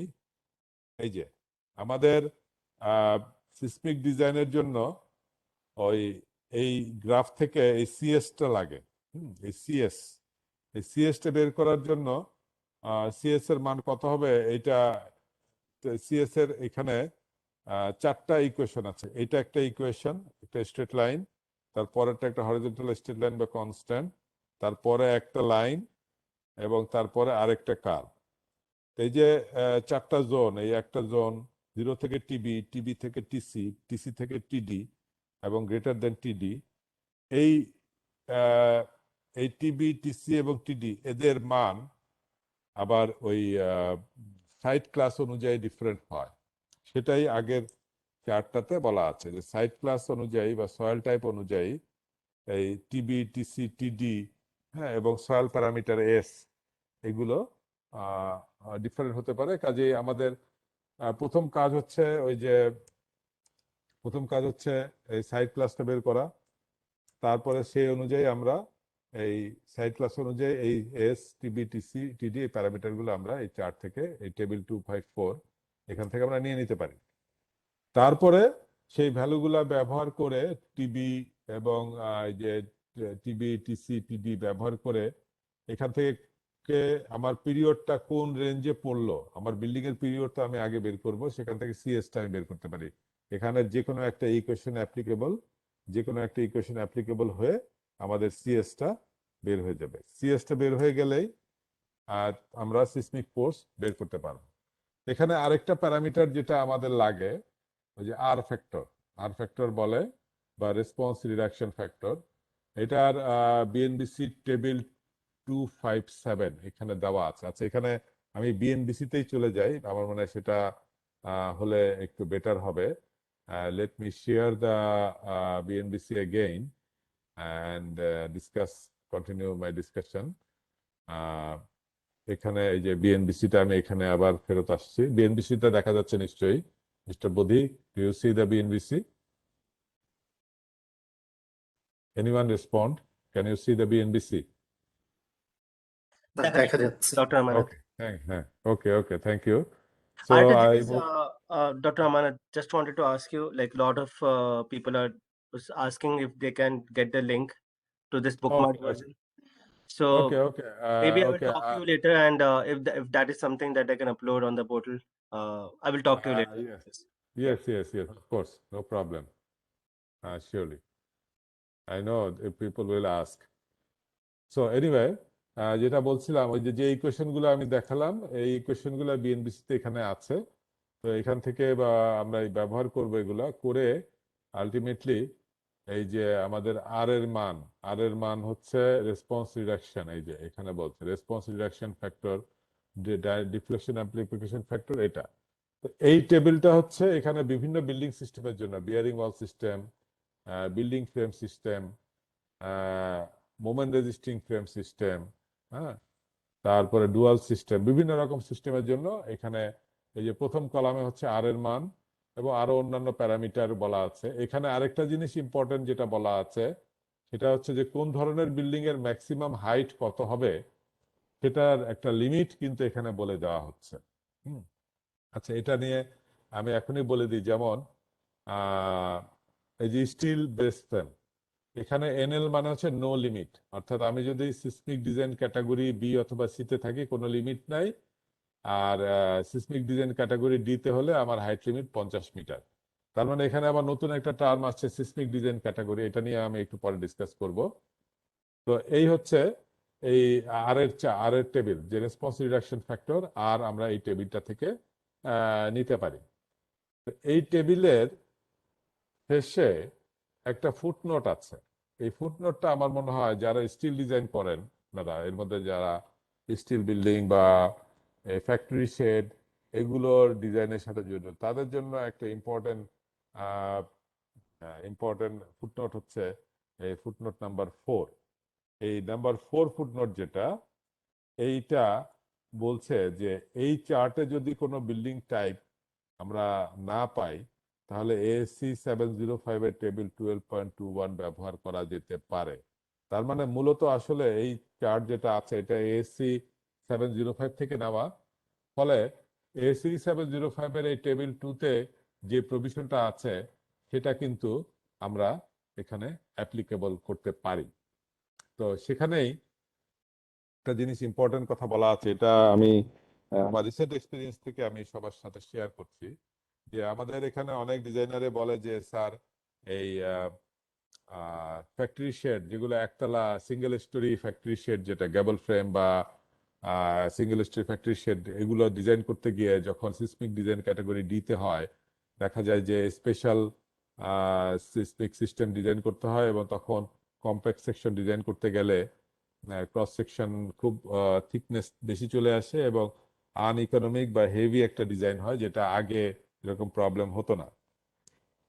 এই এসি 705-এ এরকম সিভিয়ার সিসমিক জোনেও এই বিশেষ ধরনের এই একতলা বিল্ডিং গুলা, এই বিল্ডিং গুলার ক্ষেত্রে কিন্তু একটু ছাড় দেওয়া আছে। ছাড়টা কি সেটা বলছে যে নর্মাল স্টিল বিল্ডিং যেখানে স্পেশাল সিস্টেম হিসাবে ডিজাইন করতে হবে, হ্যাঁ, এই একতলা ফ্যাক্টরি শেড বিল্ডিং গুলা সেখানে স্পেশাল সিস্টেম হিসাবে ডিজাইন না করলেও চলবে। যাই হোক, আমি জাস্ট এইটুক হিন্টস আপনাদেরকে দিয়ে দিলাম। আপনারা এই এসি 705টা দেখে নেবেন। সেখানে কিন্তু এই সিঙ্গেল স্টোরিড ফ্যাক্টরি শেডের জন্য কিছু স্পেশাল এবং রিল্যাক্সিং প্রভিশন আছে, যেটা আমাদের ডিজাইনারদেরকে ইকোনমিক এবং কনভেনিয়েন্ট ডিজাইন করতে হেল্প করবে। তো ইউ প্লিজ সি দ্যাট। ঠিক আছে, আমি আমার একটু আবার ইয়েতে ফেরত যাই, আমার পাওয়ার পয়েন্টে ফেরত যাই, পাওয়ার পয়েন্ট ফেরত দিয়ে আবার কন্টিনিউ করি। তো পাওয়ার পয়েন্টে ফেরত আসলাম। এই সিসমিক ডিজাইন, এই যে এখানে রেসপন্সিভ রিঅ্যাকশন ফ্যাক্টরের মানটা এখানে আমি জাস্ট সামারি হিসেবে 2-3টা দিয়ে দিয়েছি, স্পেশালি স্টিল স্ট্রাকচারের, বাট এগুলো ওই চার্ট থেকে এসছে। এরপরে আসছে বাংলাদেশের ওই যে সিসমিক জোন।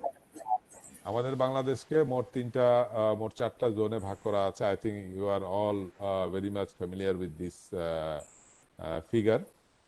বিভিন্ন জোনের জন্য এখানে জোন কোফিসিয়েন্ট বা সিসমিক জোন কোফিসিয়েন্ট জেড এর মানটা এটা বলে দেওয়া আছে। তো এটা নিয়ে যেই জোনে পড়বে সেই জোন অনুযায়ী আমাদেরকে জোন কোফিসিয়েন্ট ব্যবহার করতে হবে। আচ্ছা, তারপরে হচ্ছে গিয়ে অকুপেন্সি ক্যাটাগরি। অকুপেন্সি ক্যাটাগরিও একটা ওয়েল ডিফাইন্ড জিনিস। ক্যাটাগরি 1, 2, 3, 4 এর মধ্যে ক্যাটাগরি 2টাই হচ্ছে মোস্ট কমন, সাধারণত অফিস বিল্ডিং, ফ্যাক্টরি বিল্ডিং বা এনিথিং এলস। হ্যাঁ, এগুলো সবই ক্যাটাগরি 2তে পড়ে। ক্যাটাগরি 3 হচ্ছে ক্যাটাগরি 3 হচ্ছে ক্যাটাগরি 3 হচ্ছে হ্যাজার্ডাস, মানে সাবস্টেন্সের hazard to human life in the event of failure, এই ধরনের বিল্ডিং। আর ক্যাটাগরি 4 হচ্ছে এসেনশিয়াল ফ্যাসিলিটিস, অর্থাৎ আর্থকোয়েকেও যে সমস্ত ফ্যাসিলিটিস আমাদেরকে এসেনশিয়ালি চালু রাখতে হবে সেগুলো হচ্ছে ক্যাটাগরি 4। তো normal commercial building, residential building বা নর্মাল ফ্যাক্টরি বিল্ডিং এগুলো আসলে ক্যাটাগরি 2তে পড়ে। স্কুল, হসপিটাল, ফায়ার ব্রিগেডের স্ট্রাকচার, পাওয়ার স্টেশন এগুলো পরে ক্যাটাগরি 4। তো এখান থেকে দেখে নিয়ে আমার বিল্ডিং এর ক্যাটাগরি দেখে নিয়ে তার জন্য একটা ইম্পর্টেন্স ফ্যাক্টর আমাদেরকে নিয়ে নিতে হবে। 1 আর 2 হলে ক্যাটাগরি ইম্পর্টেন্স ফ্যাক্টর 1, এবং 3 এবং 4 হলে ইম্পর্টেন্স ফ্যাক্টর 1.25 বা 1.5। তো এটা একটা ইম্পর্টেন্ট জিনিস এখানে, মানে হচ্ছে 1.25 এর অর্থ হচ্ছে আমি সিসমিক ফোর্সকে 25% বাড়ায় দিচ্ছি, বা ক্যাটাগরি 4-এ আমাকে সিসমিক ফোর্স 50% এখানে কিন্তু আমাকে বাড়ায় দিতে হবে। এই হচ্ছে ইম্পর্টেন্সের মূল ইম্প্যাক্ট দ্য ডিজাইন। আচ্ছা, এরপরে এই যে আস্তে আস্তে আমরা আসছি যে সিসমিক ডিজাইন ক্যাটাগরি বা SDC, seismic design category, seismic design category বা এসডিসি।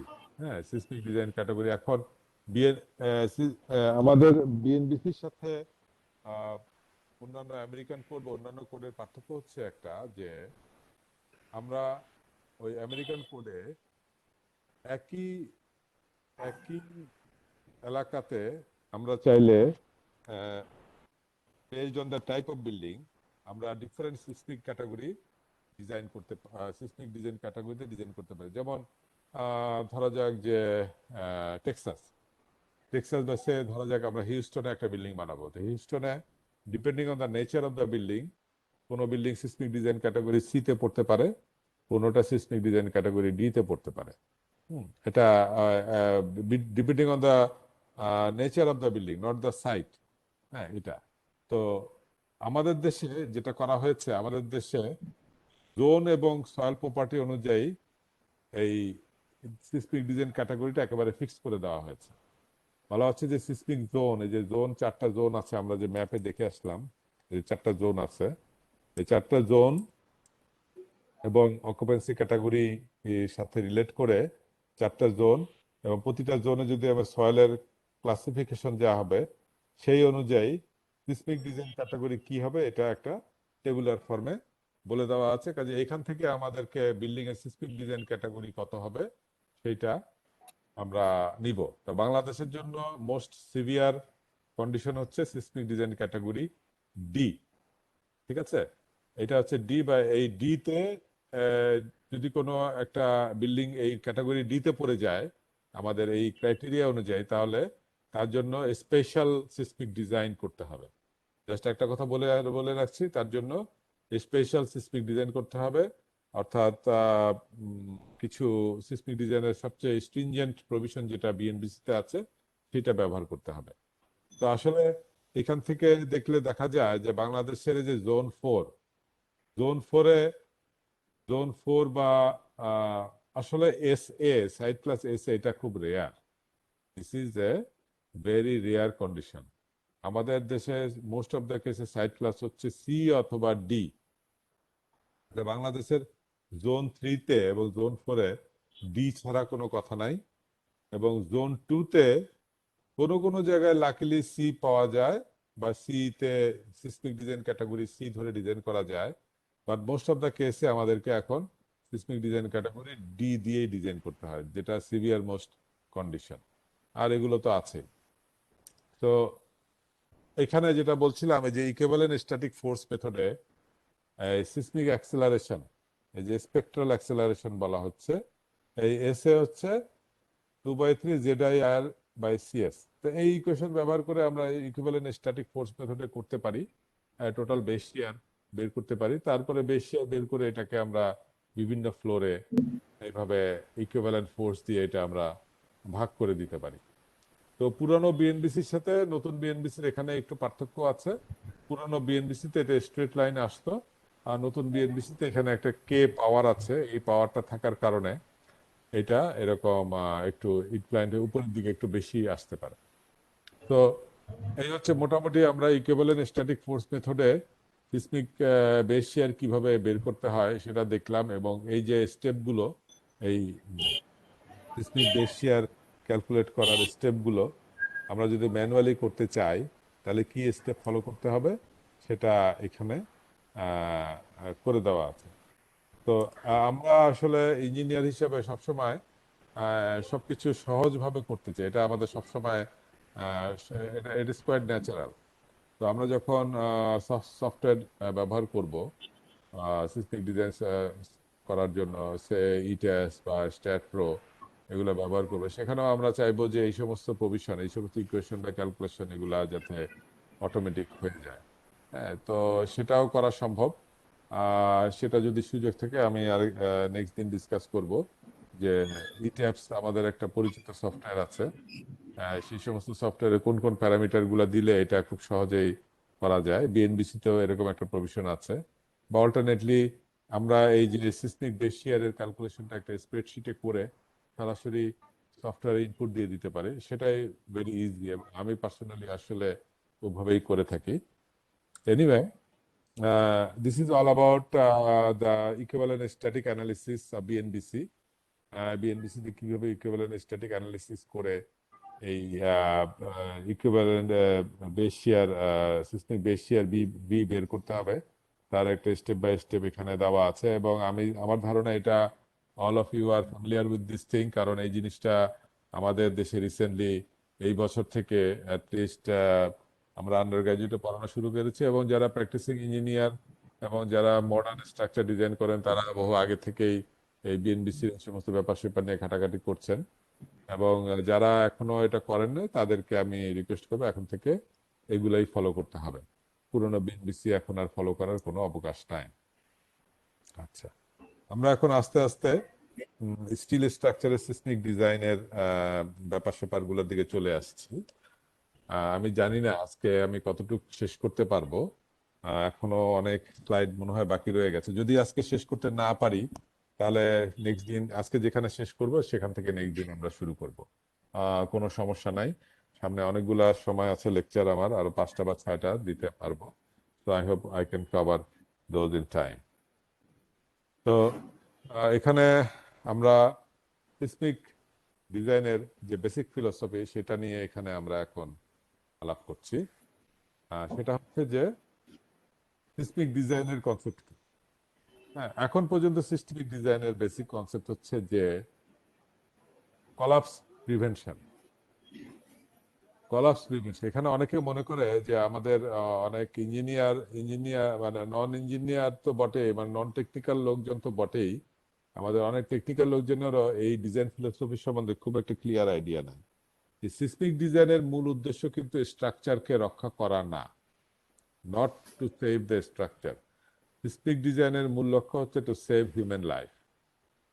হ্যাঁ, এবং এই সিস্মিক ডিজাইনের two save the human life, তার জন্য যদি স্ট্রাকচারে কিছুটা ড্যামেজ হয়, হতে পারে বা হবে, কথা হচ্ছে যে আমাকে মানুষের জীবন বাঁচাতে হবে, এবং তার জন্য আমাকে স্ট্রাকচারে যদি ড্যামেজ অ্যালাউ করতে হয় ও করতে হবে, বাট কলাপস হতে দেওয়া যাবে না। অর্থাৎ আমার ফ্লোরটা, আমার বাসার ছাদ আমার মাথার উপরে যাতে ভেঙে না পড়ে, অর্থাৎ বিল্ডিং যাতে কলাপস না করে, এই কলাপস মেকানিজমটাকে ঠেকাতে হবে। এবং সেই কলাপস মেকানিজমটাকে ঠেকাতে গিয়ে যা যা করা দরকার, কোথাও যদি একটু ড্যামেজ অ্যালাউ করতে হয়, এই ড্যামেজটা অ্যালাউ করতে হবে, এবং করে এই কলাপসটা ঠেকিয়ে আমাদেরকে হিউম্যান লাইফ সেভ করতে হবে। This is the basic philosophy of seismic design. এখন অবশ্য মডার্ন কিছু কোডে এই ড্যামেজটাকেও মিনিমাইজ করার একটা ব্যাপার স্যাপার বলে। তো যাই হোক, সেগুলো এখনো কোডে আসেনি। তো কোডে এখন পর্যন্ত বেসিক ফিলোসফি হচ্ছে to save human life by allowing some damage to the building. এটাই হচ্ছে এটা। তো স্টিলের স্ট্রাকচারের ক্ষেত্রে, স্টিল বিল্ডিং এর ক্ষেত্রে আমরা যেটা বলি যে স্টিল বিল্ডিং এর ডিজাইনের জন্য কংক্রিটের ক্ষেত্রেও আসলে এটা একইভাবে প্রযোজ্য, যে to survive a strong earthquake without collapse, যেটা আমি বলছি যে কলাপস প্রিভেনশন করতে হবে, we should design for ductility. এটাই হচ্ছে এক কথায় সিসমিক ডিজাইনের মূল মন্ত্র, যে আমাকে ডাকটাইল ডিজাইন করতে হবে। এখন হোয়াট ইজ ডাকটিলিটি? তাহলে আমরা একটু দেখি যে ডাকটিলিটিটা কি। ডাকটিলিটি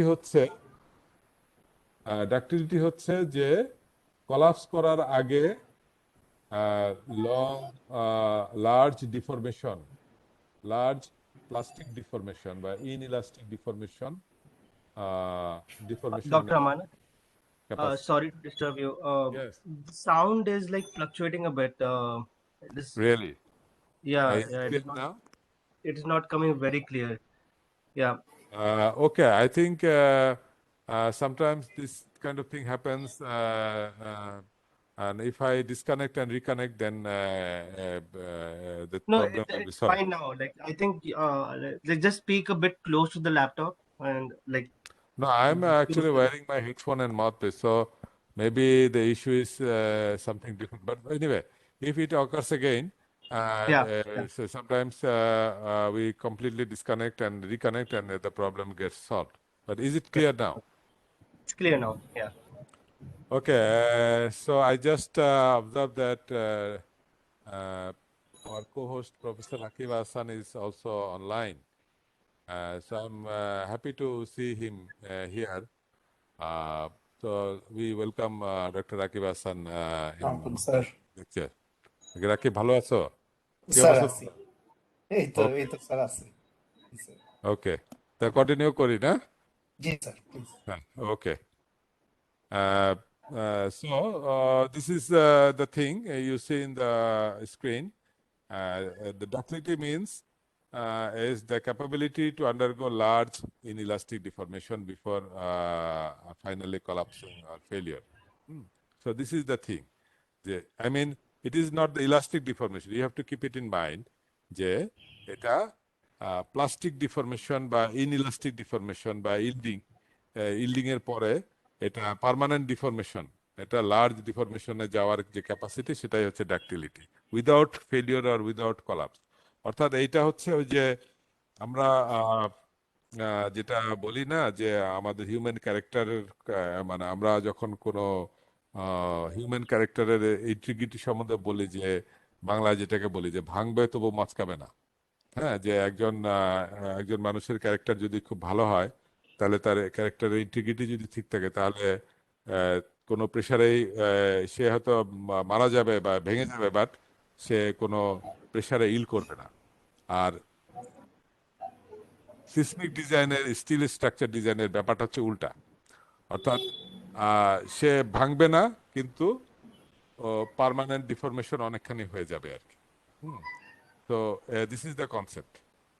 এখন এই কনসেপ্টটা কিভাবে আমরা ডিজাইনে অ্যাচিভ করব, এটা আমি আস্তে আস্তে হোপফুলি আমার নেক্সট লেকচারগুলোতে এটা পরিষ্কার হয়ে যাবে।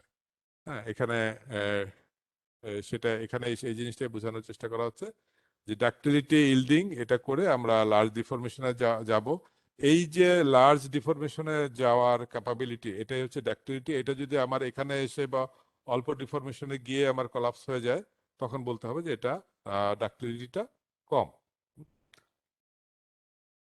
তার মানে এখানেই কিন্তু ম্যাটেরিয়ালের একটা বিরাট ইস্যু আমরা দেখতে পাচ্ছি। আমরা যে বলি মাইল্ড স্টিল, হ্যাঁ, এই যে মাইল্ড কথাটা এখানে বলা হচ্ছে, মাইল্ড স্টিল কথাটা আসছে কিন্তু এই ডাক্টিলিটি থেকে, অর্থাৎ এটা স্টিলটাকে আমরা টানলে এটা ইল করার পরে সে অনেকখানি ইলংগেট করে, তারপরে সেটা ফেল করে। এই যে ব্যাপারটা, এটাই হচ্ছে ডাক্টিলিটি। এবং এর মাধ্যমে সে প্রচুর এনার্জি অ্যাবজর্ব করতে পারে, কারণ আমরা থিওরি জানি যে এই যে কার্ভটা, এই কার্ভের আন্ডারে যে এরিয়াটা, এটাই হচ্ছে এনার্জি। একদিকে ফোর্স, একদিকে ডিসপ্লেসমেন্ট থাকলে একটা কার্ভের আন্ডারে আমার একটা এরিয়া হয়। এই এরিয়াটাকে যদি ইন্টিগ্রেট করে আমরা এরিয়াটাকে বের করি, that is the energy absorb. এখন এই যে কার্ভের, যে কোনো কার্ভের কারণে এই কার্ভটা এখানে ডিসপ্লেসমেন্ট দিলে এটা কলাম বাঁকা হয়ে এই যে ডেল্টা হবে এবং পার্মানেন্ট ডিফরমেশন হবে। এই আমি এখানে এসে ছেড়ে দিলে এটা কিন্তু ব্যাক করবে না, এটা এখানে এসে আবার হয়তো সামান্য একটু ব্যাক করে এটা পার্মানেন্ট একটা ডিফরমেশন থেকে যাবে।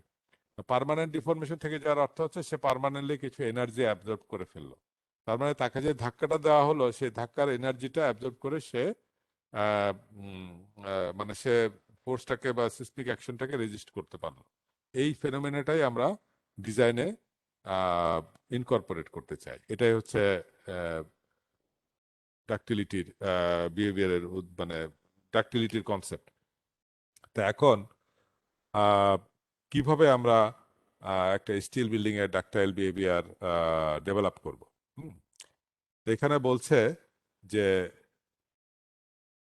ডাক্টিলিটি মানে তো আসলে কি হতে হবে, এই বিল্ডিং এর বা ফ্রেমের কোনো একটা অংশে আমার এই প্লাস্টিসিটি বা ইল্ডিং, এই ঘটনাগুলো ঘটতে হবে।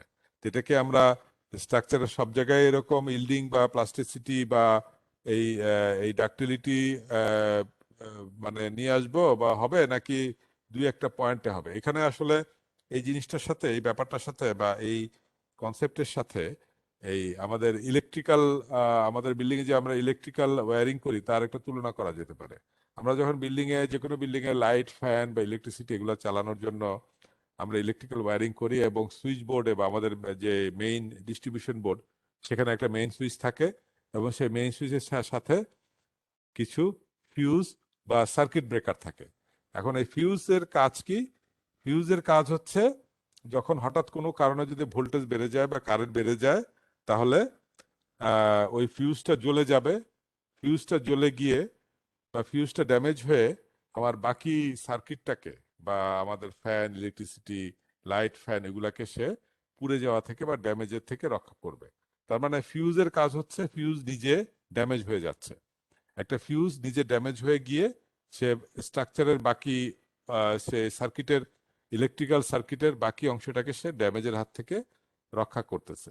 তো ভেরি সিমিলার কনসেপ্ট এখানে আমরা এই সিসমিক ডিজাইনে ব্যবহার করি, যে আমরা আমাদের বিল্ডিং এর ফ্রেমের একটা বা দুইটা লোকেশনকে বা একাধিক লোকেশন যেখানে সিসমিক ইফেক্টের কারণে স্ট্রেস সবচেয়ে বেশি, এরকম কয়েকটা লোকেশনকে আমরা ফিউজ হিসেবে কল্পনা করব।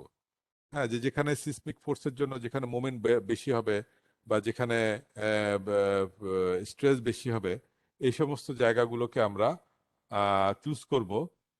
এরকম পসিবল কিছু লোকেশনকে আমরা ফিউজ হিসাবে মানে ডিফাইন করব বা চুজ করব। হ্যাঁ, যেমন মোমেন্ট রেজিস্টিং ফ্রেমে বিমের মধ্যে আমার বিমের বেন্ডিং হয়ে earthquake resistance seismic force resist করে, সেই জন্য বিমের মধ্যে ফিউজ ধরা যেতে পারে। ফিউজ কোথায় কেমন ভাবে ধরবো সেটা আরো পরে আসছি। এটা জাস্ট আমি কনসেপ্টটা ইন্ট্রোডিউস করিনি।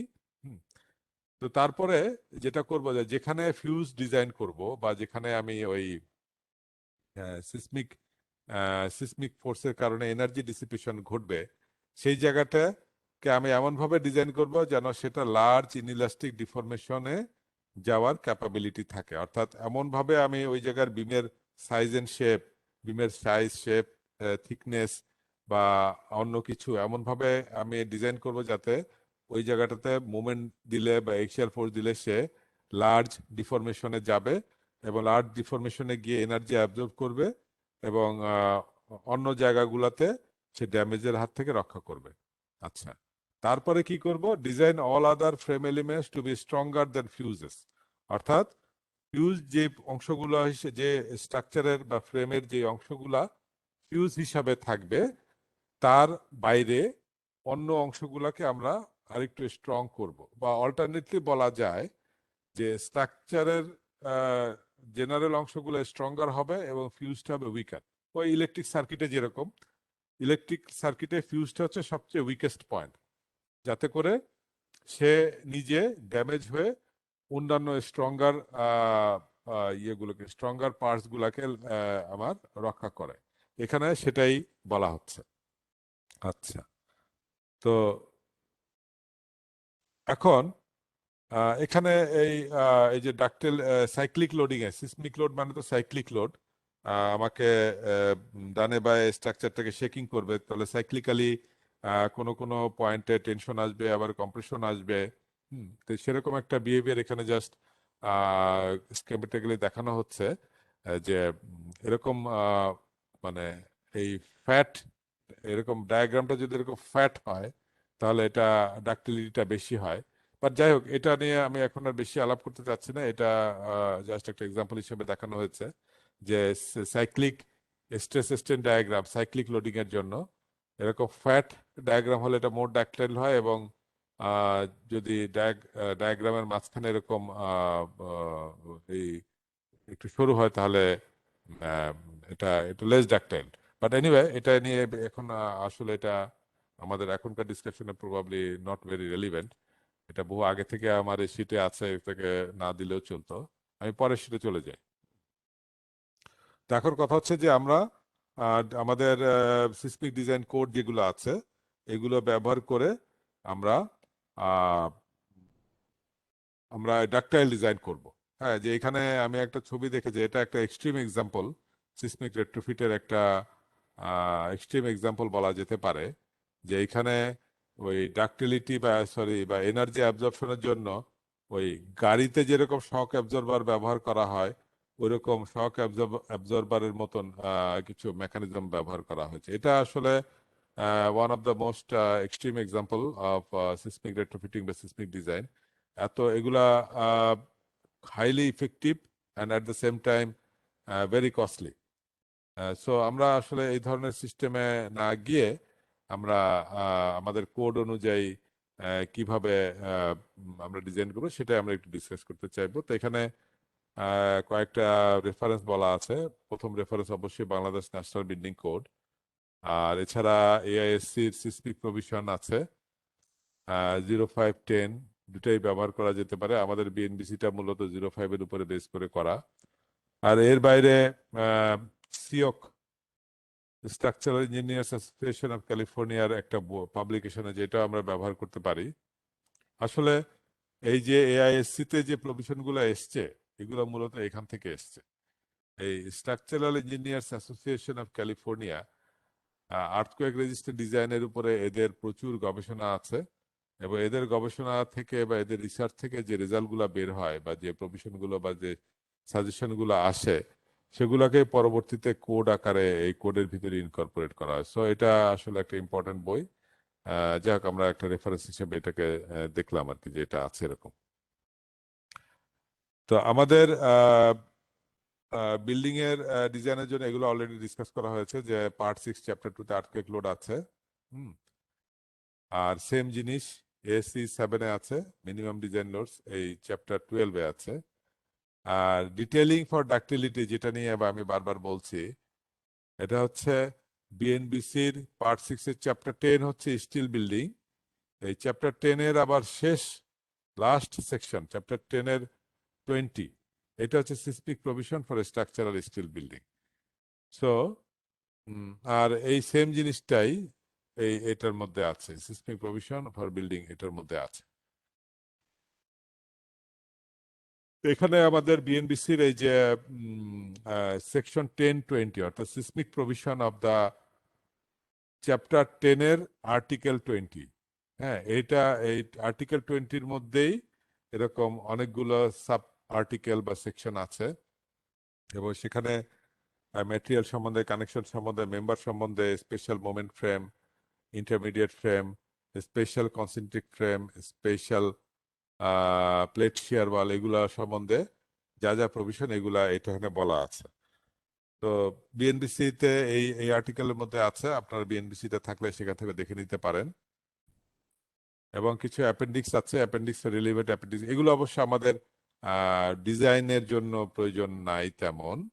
এগুলো হচ্ছে আমরা যদি নতুন কোনো সেকশন ডিজাইন করতে চাই বা নতুন কোনো টাইপ অফ জিওমেট্রি বা কানেকশন প্রপোজ করতে চাই, তখন সেগুলোকে কিভাবে এস্টাবলিশ করা যায় সেগুলোর কিছু প্রভিশন এখানে আছে। এটা নর্মালি এগুলো আমাদের প্রয়োজন নাই। আচ্ছা, তো ওই যেটা আগেই বলে এসছি একটু, যে seismic design load resisting system বা সিসমিক ডিজাইন ক্যাটাগরি, হ্যাঁ, সিসমিক ডিজাইন ক্যাটাগরিকে আমাদের বিএনবিসিতে থিওরিটিক্যালি চারটা ভাগে আছে, এ বি সি ডি, এবং এর মধ্যে ডি হচ্ছে most severe, increasing seismic risk and increasing stringent seismic design detailing requirement. বাংলাদেশে আসলে বি, সি এবং ডি আছে, এ বলে কিছু নাই আমাদের দেশের রেসপেক্টে। তো ডি মানে কি বা সি মানে কি, এগুলা ওই কোডের অ্যাপ্রোপ্রিয়েট প্রভিশন অনুযায়ী, যখন একটা স্ট্রাকচার ডি হয়ে যাবে, কোডে বলা আছে ডি হলে কি কি করতে হবে, হ্যাঁ। তো সেভাবে আমরা প্রসিড করছি।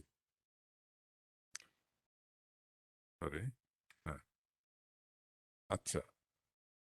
তো এই যে সিসমিক প্রভিশন যেটা বলা হচ্ছে বিএনবিসি সেকশন 10-20, এই প্রভিশনটা বলা হচ্ছে যে সিসমিক লোড রেজিস্টিং সিস্টেমের জন্য, অর্থাৎ একটা স্ট্রাকচারের যে কম্পোনেন্ট গুলা দিয়ে সিসমিক লোডকে আমি রেজিস্ট করব, সেইগুলো সেইগুলো ডিজাইন করতে এই সেকশন 10-20 এটা আমাদেরকে অ্যাপ্লাই করতে হবে। এবং কলামের স্প্লাইস, কলামের জোড়া, সেটা সিসমিক লোডের পার্ট হোক বা না হোক, সেটাও আমাকে সিসমিক প্রভিশন দিয়ে ডিজাইন করতে হবে। এটা হচ্ছে প্রথম কথা বলছে, যে seismic provisions apply to the seismic load resisting system and to splices in columns, অর্থাৎ কলামকে তো জোড়া দিয়ে দিয়ে আমাকে হাইরাইজ বিল্ডিং এর কলাম তো একবারে আসবে না, কলামকে জোড়া দিয়ে দিয়ে আমাকে হাইট বাড়ায় বাড়ায় বিভিন্ন ফ্লোরে কলাম বসাতে হয়। তো সেই কলামের যে জোড়াটা, সেখানে সিসমিক প্রভিশনটা অ্যাপ্লাই করতে হবে। এটা সবগুলো কলামের স্প্লাইসে এটা প্রযোজ্য।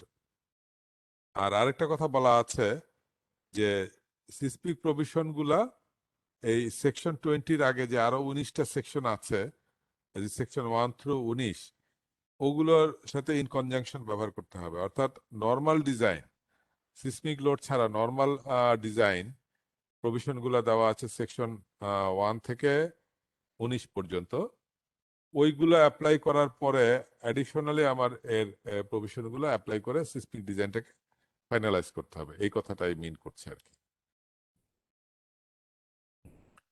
আচ্ছা, আর সিসমিক প্রভিশন কখন আমার ম্যান্ডেটরি? যখন সিসমিক ডিজাইন ক্যাটাগরি ডি, তখন এটা ম্যান্ডেটরি।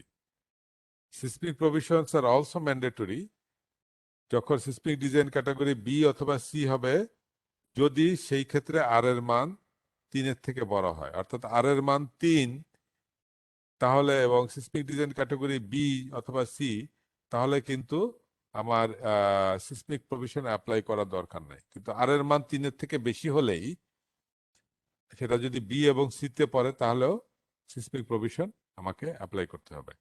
আর সিসমিক ডিজাইন ক্যাটাগরি ডি হলে আমাকে always seismic provision, special seismic provision মানতে হবে। আচ্ছা, এরপরে আছে জেনারেল রিকোয়ারমেন্ট। আচ্ছা, এখানে লোড কম্বিনেশন এগুলো তো খুব কমন, এগুলো যে কোনো ক্ষেত্রে আমাদের এই লোড কম্বিনেশন গুলো ব্যবহার করতে হয়। যদিও আমাদের কোড অ্যালাউয়েবল স্ট্রেংথ মেথড বা load resistance factor method, factor LRFD, load and resistance factor design, এটা অ্যালাউ করে, বাট আমরা কমনলি এখন এই এলআরএফডি তে থাকাটাই পছন্দ করি। এটা মোর লজিক্যাল। এখানে বিভিন্ন আচ্ছা, এটা একটা নতুন ইস্যু যে অ্যাম্পলিফাইড সিসমিক লোড। কিছু কিছু ক্ষেত্রে দেখা গেছে যে এই গবেষণা করে যে কিছু কিছু ক্ষেত্রে সিসমিক লোডটাকে একটু বাড়ানো দরকার। সিসমিক লোডটাকে একটু বাড়ানো দরকার, সেই সব ক্ষেত্রে না, কিছু কিছু ক্ষেত্রে, স্পেশালি ক্রিটিক্যাল কিছু ক্ষেত্রে। ওই যে আগে যেটা বলে আসছি যে ইরেগুলারিটি থাকলে কোনো রকম দু একটা বিশেষ ক্ষেত্রে আমাদেরকে অ্যাম্পলিফাইড সিসমিক লোড ব্যবহার করতে হয়।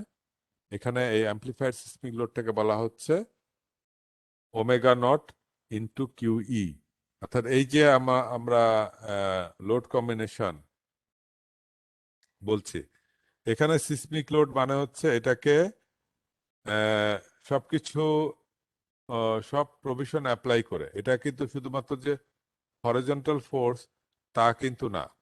এখানে horizontal force, vertical force, amplified force যাই আছে সবগুলোকে অ্যাপ্লাই করে এটা আসছে। তো এই মানে হচ্ছে total seismic force effect, and if necessary এটাকে অ্যাম্পলিফাই করে ব্যবহার করতে হবে।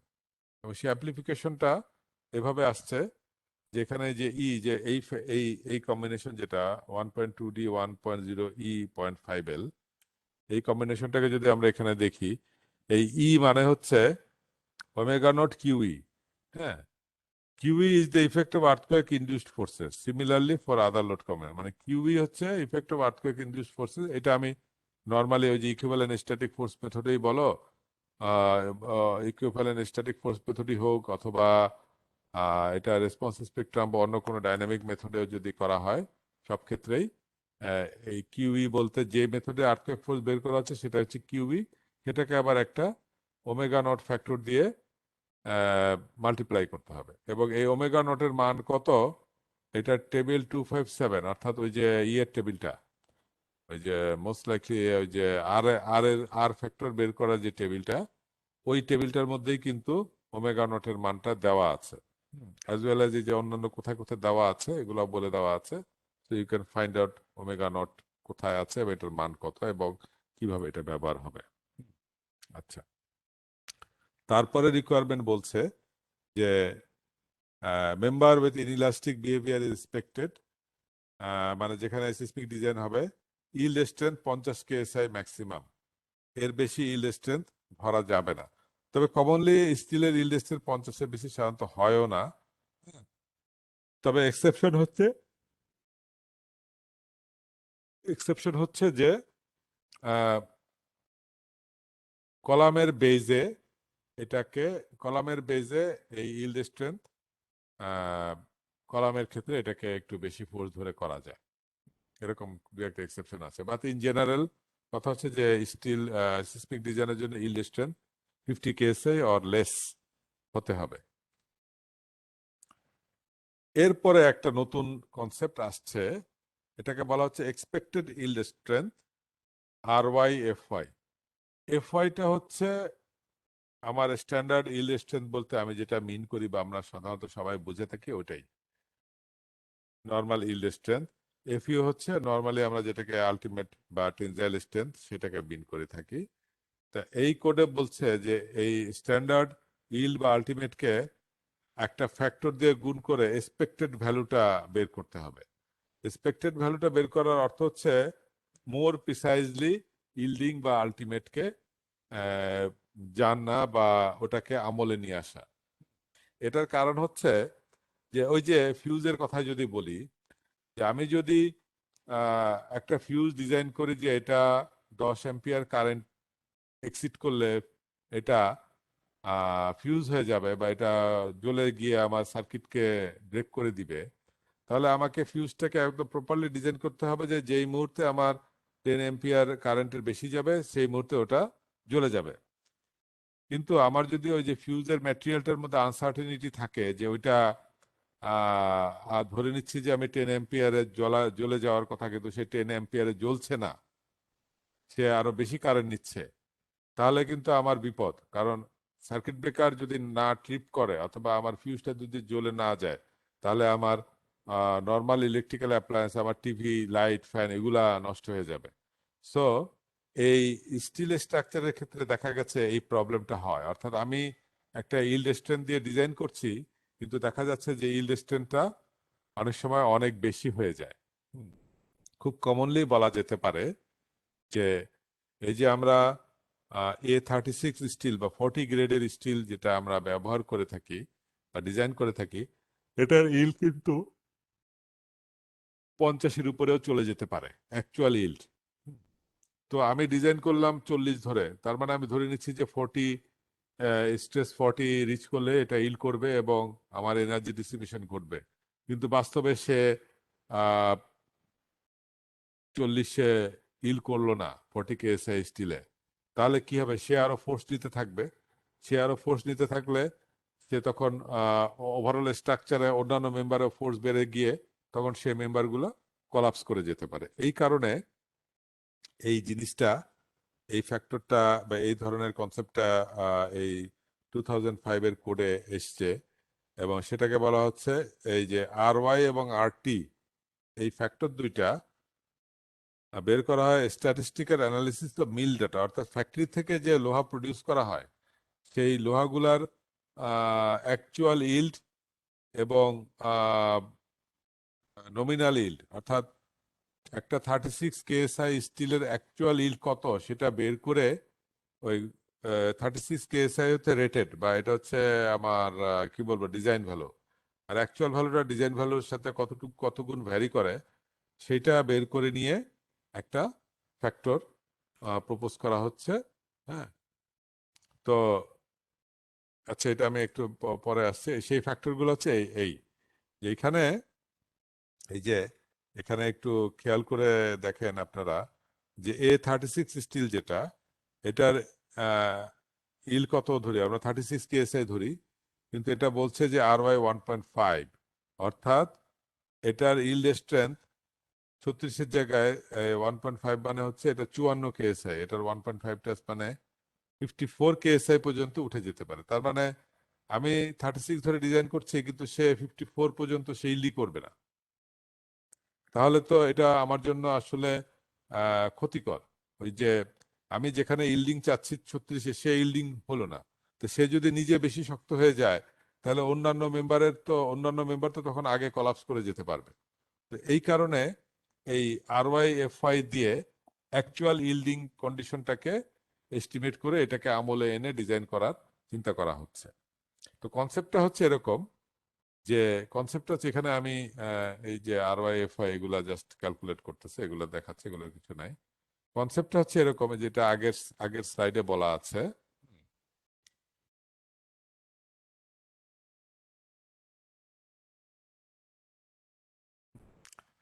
যা যেখানে সিসমিক প্রভিশন আমরা অ্যাপ্লাই করব, হ্যাঁ, যেখানে সিসমিক প্রভিশন আমরা ব্যবহার করব সেখানে ওই FY এর বদলে RY/FI ব্যবহার করে আমাকে কানেকশন বা এই সমস্ত মেম্বারগুলা ডিফাইন করতে হবে। RY/FI of N adjoining member. এই জিনিসটা অনেকের কাছে একটু কনফিউজিং মনে হতে পারে যে অ্যাডজয়নিং মানে আশেপাশে যে মেম্বারগুলা কানেক্টেড আছে তার RY/FI দিয়ে আমাকে একটা মেম্বার ডিজাইন করতে হবে। এটার মানে কি আমি একটু পরে এক্সপ্লেন করছি। তো এখানে এই যে এখানে একটা বলা হচ্ছে যে এখানে একটা এক্সাম্পল যে বলা হচ্ছে যে এটা একটা ব্রেস ফ্রেম, এই যে স্পেশাল কনসেন্ট্রিক ব্রেস ফ্রেম, অর্থাৎ এই যে বেসিক মেম্বারটা আমার বিম এবং কলামের একই সেন্টারে আসছে। হ্যাঁ, তো এখানে এই ব্রেসিংটাকে আমরা বলছি এই সিসমিক ডিজাইন রেজিস্ট করবে। Bracing is the seismic force resisting করবে এবং এখান থেকে সিসমিক ডিসিপেশন হবে। তাহলে ব্রেসিংটাকে আমি normal design strength of the member computed using minimum specified FI, অর্থাৎ এটাকে আমি এফআই দিয়ে ডিজাইন করব, সোজা কথা। তা এখন এফআই দিয়ে যখন আমি ডিজাইন করব, এফআই দিয়ে ডিজাইন করব, কিন্তু সে তো এফআই তে ইল করবে না, সে ইল করবে আরওয়াই এফআই তে গিয়ে। তাহলে এরপরে যেটা করতে হবে, এই যে মেম্বারগুলা, কারণ আমি চাচ্ছি এইটাকে সামহাও ইল টেনশনে বা কম্প্রেশনে ইল করে এখানে সিসমিক এনার্জি ডিসিপেশন হবে। তাহলে এটাকে যদি আমার ইল্ড করাতে হয় বা প্লাস্টিক ডিফরমেশনে যেতে হয়, সে তো আমার এফওয়াই তে প্লাস্টিসিটি করবে না, সে করবে প্লাস্টিসিটিতে যাবে এই আরওয়াই এফওয়াই তে গিয়ে, মানে 36 কেএস এর বদলে সে 54-এ গিয়ে সে প্লাস্টিসিটি ডেভেলপ করবে। তাহলে যেটা করতে হবে, ওই 54-এও আমার এই মেম্বারগুলো যাতে ইল না করে সেই ব্যবস্থা করতে হবে। সেটাই বলছে যে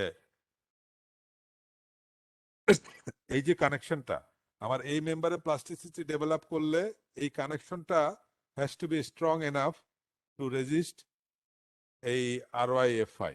তার মানে এই কানেকশনটাকে ডিজাইন করতে হবে এই এফআই এজি বা এটার ইল ক্যাপাসিটি না দিয়ে আরওয়াই এফআই এজি এইটাকে টেনশন ধরে নিয়ে এই কানেকশনের বোল্ট টোল ডিজাইন করতে হবে, তাতে করে এইটার জন্য এইগুলা প্রপারলি সেফটি বা অ্যাডিকুয়েট সেফটি ফ্যাক্টর বা ওই যে লোড ফ্যাক্টর দিয়ে করলে এগুলোর অ্যাডিকুয়েট সেফটি থাকবে। তখন এই মেম্বারটা আমার আরওয়াই এফআই তে ইল করে এনার্জি ডিসিপেট করতে পারে। সেটাই বলছে যে এখানে যে এই কথাটার মানে হচ্ছে যে the required strength of a member or a connection shall be based on the expected yield strength of an adjoining member. এই adjoining member বলতে আসলে এই মেম্বারটাকে মিন করা হচ্ছে যে এইটাতে সিসমিক ফোর্স ডিসিপেট হলে এখানে ইল্ডিং ঘটাতে হবে। ইল্ডিং ঘটবে আমার আরওয়াই এফআই এই ফোর্সে, যেহেতু এটার অ্যাকচুয়াল স্ট্রেংথ হচ্ছে, অ্যাকচুয়াল ইল্ড হচ্ছে এইটা, এবং সেই আরওয়াই এফআই তে এটা যখন ইল্ড করতে থাকবে তখন এই কানেকশনটা যাতে প্রপারলি এবং সেফলি অ্যাডিকুয়েটলি ডিজাইন করতে হয়, তখন এই কানেকশনটাকে এইটার টেনজাইল ফোর্স এফআই এজি না ধরে এটার টেনজাইল ফোর্স আরওয়াই এফআই ধরে নিয়ে এই কানেকশন গাছের প্লেট বা অন্যান্য মেম্বারগুলো ডিজাইন করতে হবে। এই হচ্ছে আমার সিসমিক ডিজাইনের কনসেপ্ট, একটা কনসেপ্ট। আমার আজকে কয়টা বাজে? আচ্ছা, জাস্ট 2 আওয়ার্স হয়ে গেছে। আই হোপ আমরা we can continue for half an hour more. Mister Bodhi, what do you say? Okay, I continue. তাহলে এই হচ্ছে মোটামুটি সিসমিক ডিজাইনের, মডার্ন সিসমিক ডিজাইনের একটা কনসেপ্ট, যে মডার্ন সিসমিক ডিজাইনে আরওয়াই এফআই কনসেপ্টটা আনা হয়েছে। হ্যাঁ, তো এইটা আমি প্রসিড করি। এখানে একটা একটা করে দেখানো হচ্ছে যে বোল্ট, তারপরে যে গাছের প্লেট, হ্যাঁ, এগুলো সবকিছুই আমার এই মেম্বারে এই ফোর্সটা ডেভেলপ করবে সেটা ধরে নিয়ে এগুলাকে ডিজাইন করতে হবে। এটাই বলছে সিসমিক ডিজাইনের কনসেপ্ট। তো মোটামুটি এই জিনিসটা এখানে বলা আছে। আচ্ছা, Dr. Amanat, sorry, my mic was not working. So I was saying that there are a lot of questions. So maybe you should keep a considerable amount of time for questions also. And okay so we can probably continue for 15 to 20 minutes more. And okay then okay we না, can, that will be fine. yeah, That will be fine. So let me continue, and I hope yeah, I stop I stop at 10:15. It should be sure, fine. sure. So that will Yes. give us enough time to, Yes. because there are a lot of questions. So Yes. yeah, Yes. sorry to disturb you. Understand. Yeah, you can Okay, no continue. problem. Yeah, yeah. So this is the seismic design. One of the seismic design. One feature of the modern seismic design. হ্যাঁ, তা আমি proceed করি আস্তে আস্তে।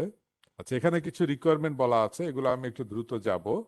এগুলো আপনারা একটু দেখে নেবেন যে বোল্টেড কানেকশনের কিভাবে রিকোয়ারমেন্ট সিসমিক ডিজাইনে বলছে যে প্রথম কথা হচ্ছে হাই স্ট্রেংথ বোল্ট ব্যবহার করতে হবে এবং বিয়ারিং টাইপ কানেকশন হিসাবে ডিজাইন করলেও তাদের কনস্ট্রাকশনটা হতে হবে স্লিপ ক্রিটিক্যাল, অর্থাৎ প্রিটেনশন বা স্লিপ ক্রিটিক্যাল হিসাবে কনস্ট্রাকশনটা করে দিতে হবে। এটাই বলছে হচ্ছে সিসমিক ডিজাইনে হোল সম্বন্ধে, বিয়ারিং স্ট্রেংথ সম্বন্ধে আরো কিছু রিকোয়ারমেন্ট আছে যেগুলো আমরা কমন রিকোয়ারমেন্ট, এগুলো নিয়ে আর নতুন করে কিছু বলার নাই।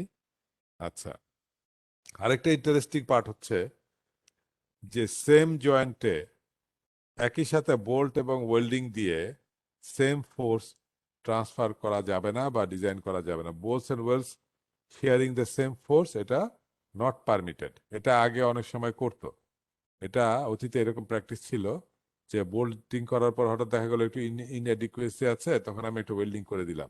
তার মানে রেট্রোফিটিং এর ক্ষেত্রেও কিন্তু ব্যাপারটা প্রযোজ্য, যে আমি যদি রেট্রোফিটিং করতে গিয়ে দেখি যে একটা স্ট্রাকচারে একটা বোল্টেড কানেকশন আছে, সেটা সিসমিক ডিজাইনের জন্য অ্যাডিকুয়েট না, আমার আরো তো একটা বোল্টেড দরকার ছিল, কিন্তু বোল্ট হোল করার অপশন নাই, আমি ওয়েল্ডিং করে দিই।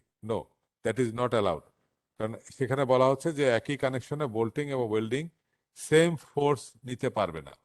অর্থাৎ এটা যে টেনশন, এই টেনশন ফোর্সটা বোল্ট এবং ওয়েল্ডিং শেয়ার করতে পারবে না। তবে বোল্ট টেনশন আর ওয়েল্ডিং বেন্ডিং এরকম নিতে পারবে। মানে বেন্ডিং মোমেন্ট এবং শিয়ার দুটো আলাদা জিনিস। কাজে মোমেন্টকে আমি বোল্টিং ওয়েল্ডিং দিয়ে নিব আর শিয়ার ফোর্স বোল্টিং দিয়ে নিব, এটা allowed, but same force not permitted. যেমন এখানে কিছু ডিটেল দেখানো আছে ওই সেম প্রিন্সিপাল দিয়ে, এগুলা আমি আর ডিটেলস ডিসকাশনে যাচ্ছি না। যেমন এখানে এই জিনিসটা এইভাবে এই যে এখানে যেমন শিয়ার ফোর্স দেওয়া হচ্ছে বোল্ট দিয়ে, কিন্তু মোমেন্ট কানেকশন এখানে হয়তো ওয়েল্ডিং করে আছে বা অন্য কোথাও আছে। তো এটা আমি প্রসিড করি, এরকম কয়েকটা আছে। আচ্ছা, ওয়েল্ডিং, ওয়েল্ডিংটা সিসমিক ডিজাইনের জন্য একটা এক্সট্রিমলি ইম্পর্টেন্ট, এটা আমরা নেক্সট ক্লাসে আরো ডিটেল দেখব। হ্যাঁ, ওয়েল্ডিং এর ক্ষেত্রে বলছে যে ওয়েল্ডিং ম্যাটেরিয়াল যেটা, এটার মিনিমাম সিভিএন বা ভি নচ ইম্প্যাক্ট টেস্ট এটা 20 হতে হবে।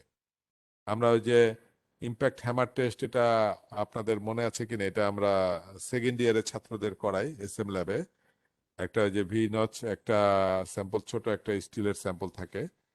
তো বলছে যে এটা আসলে বেসিক্যালি একটা টাফনেস টেস্ট, এবং বলছে যে ওয়েল্ড ম্যাটেরিয়ালের ভি নচ ভ্যালু হতে হবে মিনিমাম 20 ফিট পাউন্ড। এর সাথে আরেকটা রিকোয়ারমেন্ট আছে, এটা হচ্ছে যে 40 feet pound at 70 degree Fahrenheit, এটাও মেনটেন করতে হবে। অর্থাৎ আহ, তা না হলে ওয়েল্ডিংটা ব্রিটেল বিহেভ করে ওয়েল্ডিং এর স্ট্রাকচারটা ফেল করতে পারে। এই কারণে ওয়েল্ডিং এর এই রিকোয়ারমেন্টটা নেওয়া আছে। আচ্ছা, এরপরে যেটা আমরা বললাম যে ওই যে ফিউজ, বা কোথায় ফিউজ ব্যবহার করে আমরা স্ট্রাকচারকে সিসমিক ডিজাইন করব। তো ওই ফিউজটাকেই এই সিসমিক স্টিল স্ট্রাকচার সিসমিক ডিজাইনে আমরা বলি protected zone. We call that protected zone. এই প্রোটেক্টেড জোনটা এই যে মোমেন্ট ফ্রেমের ক্ষেত্রে এটা হয়তো বিমের দুই এন্ডে হয় সাধারণত, কারণ বিমের দুই এন্ডে ম্যাক্সিমাম মোমেন্ট ম্যাক্সিমাম হয়। এটা নিয়ে নেক্সট ক্লাসে আমরা আরো বিস্তারিত আলাপ করব, এবং এইখানেই প্রথম প্লাস্টিসিটি ডেভেলপ করে। সো এই জায়গাটাকে স্পেশালি ডিজাইন করতে হবে যাতে এই জায়গাটা ফিউজ হিসাবে আগে এখানে ড্যামেজ কনসেন্ট্রেট হয় এবং স্ট্রাকচারের অন্য অংশগুলো আনড্যামেজড থেকে যায়, এইভাবে এটাকে ডিজাইন করতে হয়। তারপরে হচ্ছে যে ব্রেস ফ্রেমে দুই তিন জায়গায় করা যেতে পারে। এইখানে করা যেতে পারে যে ব্রেসিং এর ঠিক মাঝখানে, এই যে এই জায়গাটা টেনশন কম্প্রেশনে ইল করে এখানে এনার্জি ডিসিপেশন হবে, অথবা এই ব্রেস এই গাসেট প্লেটের মধ্যে এটা এই কাজটা করা সম্ভব।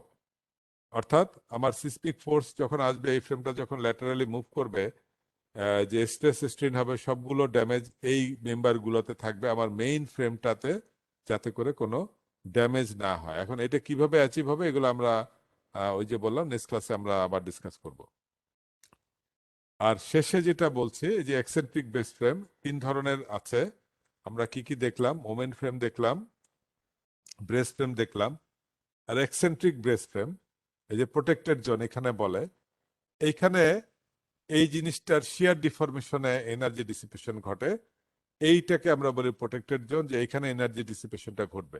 এটারও নেক্সট ক্লাসে আমরা আরো ডিটেইল দেখবো with some animation if possible, যে কিভাবে এখানে এনার্জি ডিসিপেশনটা হয়ে থাকে। তো জেনারেলি এগুলো হচ্ছে প্রোটেক্টেড জোন। আর প্রোটেক্টেড জোন মানে কি, প্রোটেক্টেড জোন কেন বলা হচ্ছে? বলা হচ্ছে যে এই জোনগুলোকে আমাকে প্রোটেক্ট করতে হবে ফ্রম আদার ডিস্টারবেন্সেস, সেই জন্য এটাকে প্রোটেক্টেড জোন বলা হচ্ছে, যে this Jones shall be protected from other disturbances. Other disturbances মানে হচ্ছে যেখানে কোনো ওয়েল্ডেড শিয়ার স্টার্ট পারমিট করা যাবে না, এখানে কোনো ডেকিং অ্যাটাচমেন্ট, ওই যে আমরা ওই যে ডেক প্লেট যেটা দিয়ে যার উপরে কংক্রিট ঢালা দেয়, সেই ডেক প্লেটের অ্যাটাচমেন্ট বা এগুলা কিছু করা যাবে না। এখানে কোনো ওয়েল্ডিং, বোল্টিং, স্ক্রুইং করা যাবে না। ডিসকন্টিনিউ ফ্যাব্রিক, অর্থাৎ এই জোনটাতে নিট অ্যান্ড ক্লিন এবং আনডিস্টার্বড একটা জোন হতে হবে। এখানে কোনো বোল্টিং, ড্রিলিং বা ওয়েল্ডিং বা অন্য কোনো কিছু করা যাবে না, যাতে করে এই জিনিসটা তার ইন্টেন্ডেড বিহেভিয়ারটা বজায় রাখতে পারে। সেই জন্য এটাকে আসলে বলা হয় প্রোটেক্টেড জোন। আচ্ছা, এই জিনিসগুলো আমার মনে হয় আমরা নেক্সট ক্লাসে আরো ডিটেল ডিসকাস করতে পারবো। তো এটাতে আমি একটু কুইকলি যাই, যে আমাদের সিসমিক ডিজাইনের জন্য এই যে এই মেম্বারটাকে কি করা হচ্ছে, এটাকে সাইক্লিক্যালি মানে মোচড় দেওয়াতে এক সময় এরকম বাকলিং হয়ে গেছে। এটা আসলে অ্যালাউড না, সিসমিক ডিজাইনে আমার এই বাকলিংটা অ্যালাউ করে না, এটা বলছে। যাই হোক, এই যে লিঙ্কে এরকম বাকলিং হতে পারে, এগুলা অ্যালাউড না। লেট মি প্রসিড অন, আমাকে একটু, এবং এই যে লোকাল বাকলিং ইন কলামের মধ্যে এরকম লোকাল বাকলিং হয়ে যেতে পারে, এটা তো কখনোই অ্যালাউড না, কারণ কলামে কোনো রকম ড্যামেজ সিসমিক ডিজাইনে অ্যালাউ করে না। এটা একদম সোজা সাপটা কথা, কারণ কলামে ড্যামেজ হলেই স্ট্রাকচার কলাপস করার সম্ভাবনা থাকে। তো ড্যামেজ কখনোই কলামে হবে না, হলে বিমে হবে অথবা বেস ফ্রেমে হবে বা অন্য কোথাও হবে। তো ওই যে যেটা বলা হচ্ছে যে এই ধরনের বাকলিং অ্যাভয়েড করার জন্য, এই ড্যামেজের কারণে এই ধরনের যাতে বাকলিং না হয়, এটা অ্যাভয়েড করার জন্য আমার এই B/T রেশিওটা অনেক কম হতে হবে। সেই কমটাকে আমাদেরকে বলা হচ্ছে যে ল্যামডা পি তার থেকেও কম। এটা আমরা নেক্সট ক্লাসে এগুলো সবই আরো ডিটেল ডিসকাশনে আসবে। ল্যামডা পি কেন, কোত্থেকে আসলো, এগুলো আমরা দেখবো। এই যে এখানে এই যে ল্যামডা PS বলতে এই যে B/T রেশিও লিমিটটা এখানে দিয়ে দেওয়া আছে, যে সিসমিক ডিজাইনের জন্য এই লিমিটগুলো আমাদেরকে ফলো করতে হবে। কলামের ক্ষেত্রে কিছু এই যে অ্যাম্পলিফাইড সিসমিক লোড কোথায় ব্যবহার করতে হবে, যখন এই কন্ডিশনটা এক্সিস্ট করবে। একটা কলামের অ্যাকচুয়াল লোড যদি ওটার পিওর এক্সিয়াল ক্যাপাসিটির 40%-এর বেশি হয়, তখন ওই কলাম ডিজাইনের সময় অ্যাম্পলিফাইড সিসমিক লোডটা ব্যবহার করতে হবে। এটা একটা রিকোয়ারমেন্ট সিসমিক ডিজাইনের। ওকে, আমি আর আর কয়েকটা স্লাইড বোধহয় আছে, আমি এখনই শেষ হয়ে যাবে আশা করি। আচ্ছা, এটা এমন কিছু না, এটা we can skip. Maximum load transfer to column war time, আচ্ছা এটা উই ক্যান স্কিপ। আচ্ছা, কলাম স্প্লাইস বা কলামের জোড়া। কলামের যে জোড়া, এই যে কলামের মেইন ফ্ল্যাঞ্জ জোড়া দেওয়া হচ্ছে, এই যে এই ওয়েল্ডিংটা কমপ্লিট পেনিট্রেশন হতে হবে, অর্থাৎ অ্যাক্রস দ্য থিকনেস সম্পূর্ণটাই ওয়েল্ডিং করতে হবে। মানে ওয়েল্ড ম্যাটেরিয়ালটা এই থিকনেস বরাবর সম্পূর্ণ ভিতরে পেনিট্রেট করবে, এইভাবে আমাকে ওয়েল্ডিংটা করতে হবে। এটাই বলছে সিসমিক ডিজাইনের রিকোয়ারমেন্ট। হ্যাঁ, এই যে কলাম স্প্লাইস, অর্থাৎ আমার এক ফ্লোর থেকে আরেক ফ্লোরে যখন যাবো, একটা কলাম থেকে আমি কলামের সেকশন চেঞ্জ হতেও পারে, নাও হতে পারে। এই কলাম স্প্লাইসটা যখন আমি করবো, এখানে আমি একটা ওয়েল্ডিং হবে, এই ওয়েল্ডিংটা CJP হতে হবে, অর্থাৎ কমপ্লিট জয়েন্ট পেনিট্রেশন ওয়েল্ডিং এটা হতে হবে। সেটা এখানে বোঝানোর চেষ্টা করা হচ্ছে। কারণ আমি যদি পার্শিয়াল করি, অর্থাৎ এখানে যে ওয়েল্ডিংটা পার্শিয়াল হয়, ফুল পেনিট্রেশন হচ্ছে না, আমার এই টোটাল থিকনেসটা পেনিট্রেট না করে আমাকে এই ওয়েল্ডিংটা পার্শিয়ালি করছে, এখানে এরকম একটা স্লিট হয় এবং স্লিটে ফ্র্যাকচার হয়, যে জিনিসটা যেখানে বলা হচ্ছে যে এখানে এরকম স্লিট হলে স্লিটের মধ্যে স্ট্রেস কনসেন্ট্রেশন হয়, স্ট্রেসটা অনেক বেড়ে যায়। তো এই জিনিসটা যাতে না হয় সেই জন্য এই ধরনের পার্শিয়াল পেনিট্রেশন, এই পিজেপি, এটা এখন অ্যালাউ করা হয় না, আমাদেরকে করতে হবে কমপ্লিট জয়েন্ট পেনিট্রেশন। হ্যাঁ, PJP group welds are not permitted, এটাই বলছে। হ্যাঁ, তো এখানে তো আমাদের এই তো মোটামুটি শুধু কলামের এখানে বলছে যে এক পাশে বোল্টিং এক পাশে ওয়েল্ডিং হতে পারে, মানে টেনশন তো এখানে সবগুলো বোল্ট নিবে ফুল টেনশন, আবার এই পাশে ফুলি ওয়েল্ডিং নিবে, দিস ইজ অ্যালাউড, এটা কোনো সমস্যা না।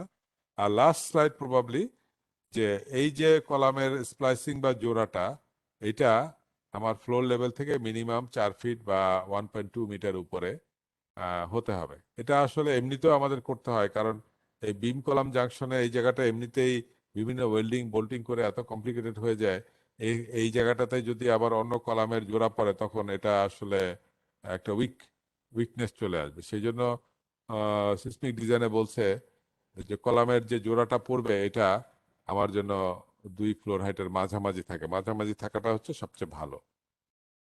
So this is the end of my today's lecture. আমার মনে হয় আই এম মোটামুটি ভাবে আজকে এটা আমি যা বলতে চেয়েছি শেষ করতে পারলাম। আর এইখান থেকে নেক্সট দিন আমরা আরো আই হোপফুলি আরো ইন্টারেস্টিং কিছু topic, moment frame, eccentric breast frame, concentric breast frame, এগুলা নেক্সট উইকে আমরা কভার করতে পারবো। তো আপনারা আজকে যে যা যা আমি প্রেজেন্ট করলাম এই ম্যাটেরিয়ালের উপরেই কুইজের কোশ্চেন সেট করা আছে, সেগুলো আপনারা আগের মতনই আশা করি আপনাদেরকে ইনস্ট্রাকশন দেওয়া আছে, 24 ঘন্টার মধ্যে আপনারা অ্যান্সার দেবেন। তো এখন আমি কোশ্চেন অ্যান্সার সেশনে চলে যাচ্ছি। আমার মনে হয় কোশ্চেন অ্যান্সার সেশনে প্রফেসর রাকিব হাসান, উনিও একজন এক্সপার্ট এই বিষয়ে, এই সমস্ত বিষয়ে। তো উনিও চাইলে, doctor Rakib, you can also participate or answer the question. Huh? Okay, sir. Thank you, sir. Or you can participate in the discussion freely. তো আমার মনে হয় আমরা কোশ্চেনটা একটু দেখতে থাকি। হ্যাঁ, আচ্ছা, একদম সবার শেষেই আমি যেটা চোখে পড়লো, তাফাজ্জল হোসেন উনি প্রশ্ন করে, how will fit stiffener in the protected zone. Protected জোনকে স্টিফেনার সেট করা যাবে না, সোজা কথা। বাট স্টিফেনার দিলেও ওইটাকে ওই প্রোটেক্টেড জোনে স্টিফেনার সহ প্রোটেক্টেড জোনটাকে ডিজাইন করতে হবে, সেটারও ডিজাইন আছে। যেমন ওই যে এক্সেন্ট্রিক বেস্টফ্রেমের লিঙ্কের মধ্যে স্টিফেনার কিন্তু দিতে হয়, তো স্টিফেনার দিয়ে প্রোটেক্টেড জোন ডিজাইন করার প্রভিশন আছে, ওইটা দিয়ে করলে সেটা স্টিফেনার দেওয়া যাবে।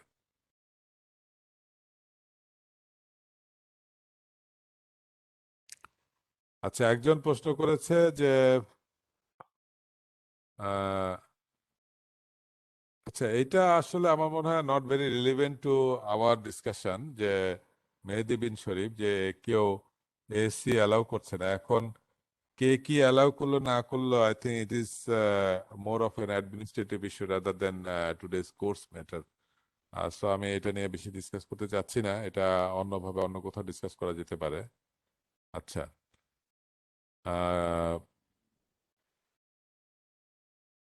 আচ্ছা, এই যে এখানে মোহাম্মদ জাহিদ হাসান, হি asks what measure should we take to avoid soft story problem in the car parking area? আর আরো কোশ্চেন হচ্ছে, should we consider strong column weak beam concept specially single storey shed building? No, single storey shed building এর জন্য seismic প্রভিশনটা অতটা strictly follow করার প্রয়োজন নেই, যেটা আমি আগেই বলেছি। যেহেতু বিএনবিসি থেকে রেফার করা আছে এসি 705 এ, এবং এসি 705 এর ওই টেবিলেই কিন্তু বলা আছে যে সিঙ্গেল স্টোরি ফ্যাক্টরি শেডের জন্য there are some relax. So single storey factory শেডের জন্য সিসমিক ডিজাইন ক্যাটাগরি ডি বা স্পেশাল ডিজাইনটা ব্যবহার না করলেও চলবে, but normal multi storey building এর জন্য অবশ্যই করতে হবে। আর soft storey remedy for car parking এরিয়াতে, এটা তো আসলে বিল্ডিং বানানোর আগেই যদি অ্যাড্রেস করা যায় তাহলে parallel to the car bracing বা কোনো ল্যাটারাল লোড রেজিস্টিং সিস্টেমকে দেওয়া যেতে পারে। আর যদি রেট্রোফিটিং করা লাগে কোনো এক্সিস্টিং বিল্ডিং, সেটার তো ছবি আমি দিলামই, সামহাও আমাকে রেট্রোফিটিং করে স্ট্রেন্থেনিং করে করতে হবে আর কি।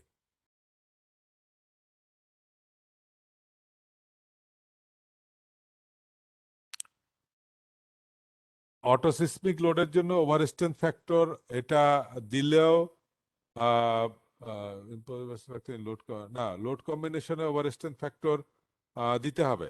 এটা এই যে জুলকার নাইন রাফি প্রশ্ন করেছে, এই ওভার স্ট্রেন্থ ফ্যাক্টরটা কিন্তু সে লোড কম্বিনেশনে আনে না, সে হচ্ছে ওই ওভার স্ট্রেন্থ ফ্যাক্টরটা ইউজ করে সম্ভবত ডিজাইন করার সময় কোনো একটা এলিমেন্টে। তো এটা আসলে ইটেপস কিভাবে কোন ক্যালকুলেশনটা করছে সেইটা একটু ভেরিফাই করতে হবে।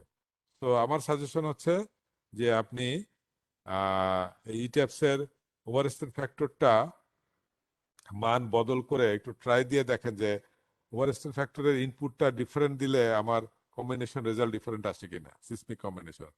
যদি ডিফারেন্স আসে তাহলে বলতে হবে যে লোড কম্বিনেশনেই ওভার স্ট্রেন্থ ফ্যাক্টর ধরেছে। আর যদি ডিফারেন্ট ইনপুটের জন্য আমার কম্বিনেশন ভ্যালু একই আসে, তাহলে বুঝতে হবে সে আসলে ওভার স্ট্রেন্থ ফ্যাক্টরটা কম্বিনেশনে নেয়নি, তখন সেভাবে ব্যবস্থা নেওয়া যাবে। নর্মালি সেটাই হওয়ার কথা। আচ্ছা, in terms of period why horizontal size is not important for finding T, এই প্রশ্নটা করেছে মোহাম্মদ সাইফুল ইসলাম। আসলে এটা হচ্ছে স্ট্রাকচারের প্রপার্টি, যে বিল্ডিং এর পিরিয়ড মোস্ট কনভেনিয়েন্টলি দেখা যায় যে এটা শুধুমাত্র হাইটের উপরেই সবচেয়ে বেশি নির্ভর করে, আদার ডাইমেনশন এটার উপর নির্ভর। এটা প্র্যাকটিক্যালি করেছে, এটার মানে থিওরিটিক্যাল প্রুফও আছে। এটা স্টিফনেস, বিল্ডিং এর স্টিফনেস ক্যালকুলেট করে আমরা সব সহজে প্রমাণ করে দিতে পারি যে বিল্ডিং এর হরিজন্টাল সাইজ যাই হোক, এটা পিরিয়ড ঠিক থাকে। তো এটা আসলে থিওরিটিক্যালি প্রমাণ করা যায়। Up to how many storey or height we can ignore, Amir Adnan একজন প্রশ্ন করেছেন। সিসমিক লোড ইগনোর করা যায়? সিসমিক লোড কখনোই ইগনোর করা যাবে না কোনো বিল্ডিং এর জন্য। সিসমিক লোড সবসময় সব বিল্ডিং এর জন্যই অ্যাজ পার কোড কনসিডার করতে হবে, ঠিক আছে? এখন কখনো কখনো কোনো বিল্ডিং এ সিসমিক ডিজাইন ক্যাটাগরি ডি তে করতে হবে, কোনো কোনো বিল্ডিং এ সিসমিক ডিজাইন ক্যাটাগরি সি তে করতে হবে, কিন্তু কোড অনুযায়ী সব বিল্ডিং এ সিসমিক ডিজাইন ফলো করতেই হবে। সিসমিক ডিজাইন তো আর বড় বিল্ডিং এ আসবে আর ছোট বিল্ডিং এ সিসমিক লোড আসবে না, তা তো না। এবং if you see the history of seismic damages, তা বেশিরভাগ সময় দেখবা যে যে সমস্ত জায়গায় বিল্ডিং ক্ষয়ক্ষতি হচ্ছে, একতলা বিল্ডিংও পড়ে গেছে সিসমিক শেকিং এ, পাঁচতলা বিল্ডিংও পড়ে গেছে। আচ্ছা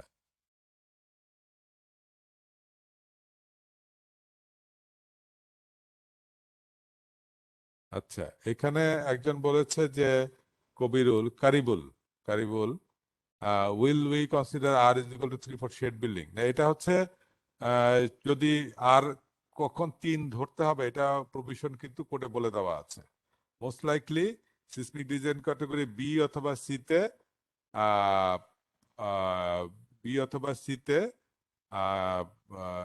আনইম্পর্টেন্ট বিল্ডিং এর জন্য এটা, কারণ আর এর মান তো বিল্ডিং এর টাইপের উপর নির্ভর করবে। কাজে যে কোনো বিল্ডিং এর জন্য আর এর মান 3 যে ধরা যাবে তা কিন্তু না। তো বিল্ডিং এর টাইপের উপরে এবং অ্যাপ্লিকেবিলিটির উপরে এটা কোড থেকে ধরে নিতে হবে, এটা সরাসরি এটা করা যাবে না। তারপরে মোহাম্মদ আশফাকুর রহমান,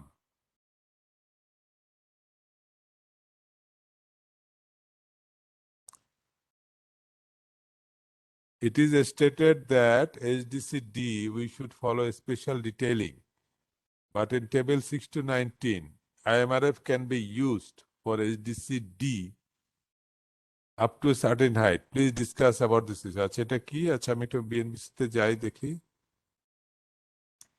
আমি একটু প্রেজেন্টেশনটা ক্লোজ করি।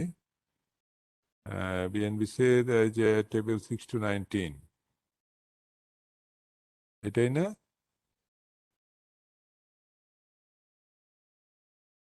হ্যাঁ, এখানে কোনটা আছে? এখানে হচ্ছে 6 to 19 ই। আচ্ছা, হ্যাঁ, শেষেরটাই। ওকে, আচ্ছা। ডুয়াল সিস্টেম, আচ্ছা কত হাইট, এখানে হচ্ছে up to certain, please discuss. আচ্ছা এটা কি বলছে, dual system intermediate moment frame capable of resisting at least 25% of prescribed seismic forces with bracing of shear wall. আচ্ছা এখানে আমার সিসমিক লোড রেজিস্টিং সিস্টেম যেটা, সেটা কিন্তু স্পেশাল হচ্ছে, সেটা হচ্ছে। এবং তার বাইরে যে এখানে কিন্তু এখানে একটা কথা আমি কিন্তু আগে বলেছি যে সিসমিক লোড রেজিস্টিং সিস্টেম বা এসএলআরএস বলে একটা টার্ম কিন্তু ইউজ করা হচ্ছে। তো তো এখানে বলা হচ্ছে যে সিসমিক লোড দিয়ে আমার বিল্ডিংটা এই যে এই স্পেশাল কনসেন্ট্রিক্যালি ব্রেস ফ্রেমটা ডিজাইন করতে হবে বা রিইনফোর্সড কংক্রিট শিয়ার ওয়াল ডিজাইন করতে হবে, এখানে শিয়ার ওয়ালটা সিসমিক লোড নিবে, বাট সেই ফ্রেমে 25% লোড আমার ইন্টারমিডিয়েট মোমেন্ট ফ্রেম হিসাবে নেওয়ার ক্যাপাসিটি থাকতে হবে, এটাই বলছে এখানে। If I am not wrong, doctor Rakib. Sir আমি কোশ্চেনটা বুঝিনি, কোশ্চেনটা কি বলছে? এখানে কোশ্চেনটা হচ্ছে যে it is stated that for HDC D we should follow special detailing. হ্যাঁ তা তো বটে, এইচডিসি ডি মানে হচ্ছে স্পেশাল ডিটেইলিং করতে হবে, কিন্তু এই যে বিএনবিসি টেবিলটা, এই যে এখানে এই যে 69 এখানে বলছে যে ডুয়াল সিস্টেম। হ্যাঁ দেখতে পাচ্ছ আমার স্ক্রিনটা? জি স্যার। হ্যাঁ, তো এখানে এই যে বলছে যে ডুয়াল সিস্টেমে বলছে intermediate moment frame, hmm hmm. না, ইন্টারমিডিয়েট কারণ মোমেন্ট, হচ্ছে ওয়ালটা তো স্পেশাল। হ্যাঁ intermediate moment frame but special brace frame বা স্পেশাল ওয়াল। হ্যাঁ তো এই সেখানে প্রশ্নটা এসছে যে কানেকশনের ডিজাইনটা ফলে এখানে এই ইন্টারমিডিয়েট ফ্রেমের ডিটেলিংটা তো ইন্টারমিডিয়েট ফ্রেম হিসাবেই হবে। হ্যাঁ হ্যাঁ তো বাট এই এই যে রেইনফোর্স কংক্রিট শিয়ার ওয়ালের ডিটেলিং অ্যান্ড ডিজাইন হবে স্পেশাল হিসাবে, জিনিসটা তো তাই মিন করছে তাই না? সেটাই, জি স্যার। হুম।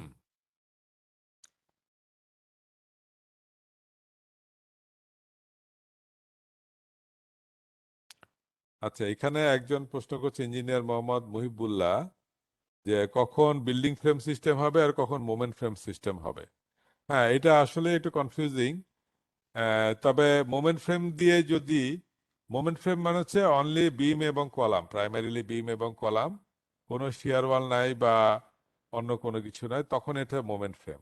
তবে এটা দিয়ে সাধারণত আমাদের দেশে বিল্ডিং ডিজাইন করা যায় না, কারণ আমাদের দেশে শুধু আর্থকোয়েক না, আমাদের দেশে উইন্ডো একটা বিরাট ইস্যু সিসমিক ডিজাইনের জন্য, বিল্ডিং ডিজাইনের জন্য। তো উইন্ডে দেখা যাবে যে সোয়ে এত বেশি আসে যে সেই সোয়ে ঠেকাতে গেলে আসলে মোমেন্ট রেজিস্টিং ফ্রেম দিয়ে কাজ হয় না, হয় ওই ব্রেসিং এ যেতে হয় অথবা শিয়ার ওয়ালে যেতে হয়, ফলে তখন আর মোমেন্ট ফ্রেম থাকে না, আইদার বিল্ডিং ফ্রেম হবে অথবা নিচের কোনো একটা ডুয়াল সিস্টেম বা কিছু একটা হয় আর কি।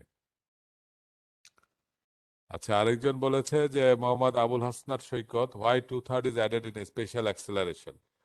আসলে এই 2/3টা হচ্ছে এমসি, ম্যাক্সিমাম ক্রেডিবল আর্থকোয়েক, সেখান থেকে ডিজাইন বেসিস আর্থকোয়েক কনভার্সনের ফর্মুলা।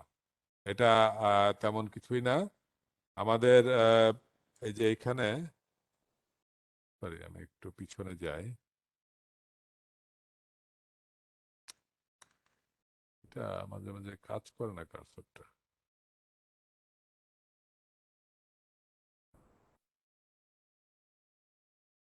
কোথায় গেল, এই যে 2/3।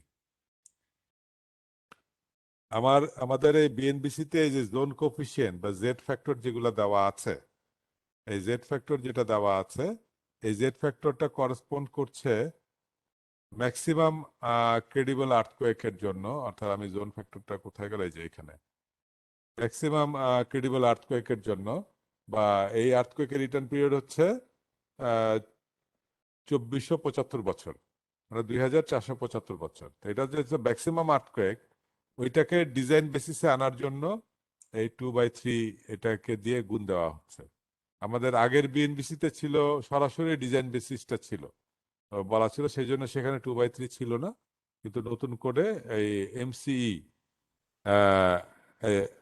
এই যে এখানে বলা আছে যে এখানে এই যে একদম এই কথাটা এখানে পরিষ্কার বলা আছে যে design basis earthquake is selected at a ground shaking level that is 2/3 the maximum considered earthquake MC of ground motion এই জন্য এই যে 2/3 দিয়ে এটাকে গুণ করা হচ্ছে আর কি। তারপরে কোশ্চেন আর কি আছে একটু দেখি, আমি সবগুলো হয়তো অ্যাড্রেস করতে পারবো না, আমাদের হাতে সময় খুব বেশি নাই।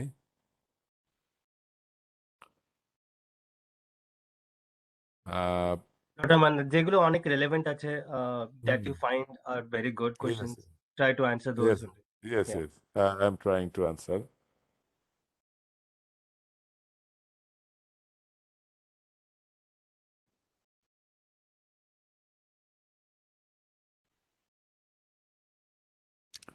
Acha, one person asked Mehdi Hassan, factory building having more than 300 people, what will be the occupancy category? Occupancy category 2.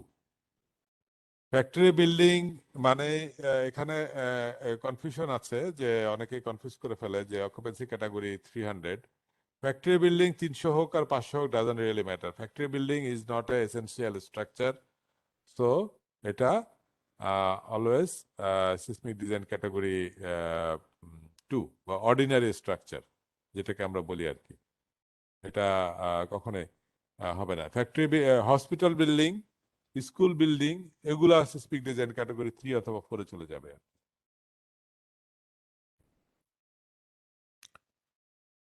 তারপরে হচ্ছে ডুয়াল সিস্টেমের জন্য একজন বলছে মোহাম্মদ সাজ্জাক হোসেন কোন টাইম পিরিয়ড হবে, ডুয়াল সিস্টেমের জন্য কোন টাইম পিরিয়ড হবে, এটা হচ্ছে ফর্মুলাতে যে পিরিয়ডের ফর্মুলাতে ওই যে আদার সিস্টেম যেটা ওইটা হবে মোস্ট লাইকলি অ্যাপ্লিকেবল।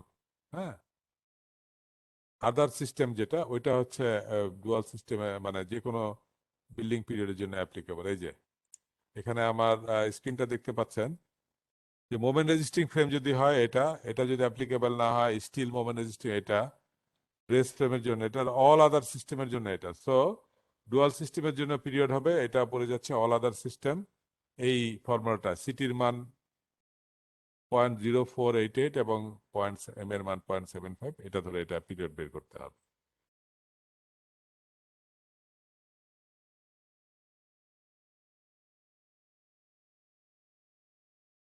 আচ্ছা, for seismic time period calculation একজন পড়েছেন জাকারিয়া মাহমুদ যে বিল্ডিং এর হাইটটা কত ধরতে হবে।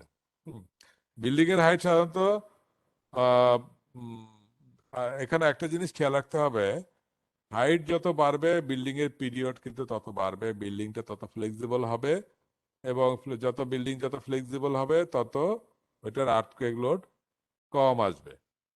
That is the theory. So building এর হাইট অ্যাবনর্মালি বেশি ধরা যাবে না, বিল্ডিং এর হাইট অ্যাবনর্মালি বেশি ধরা যাবে না, রিজনেবল ধরতে হবে বিল্ডিং এর।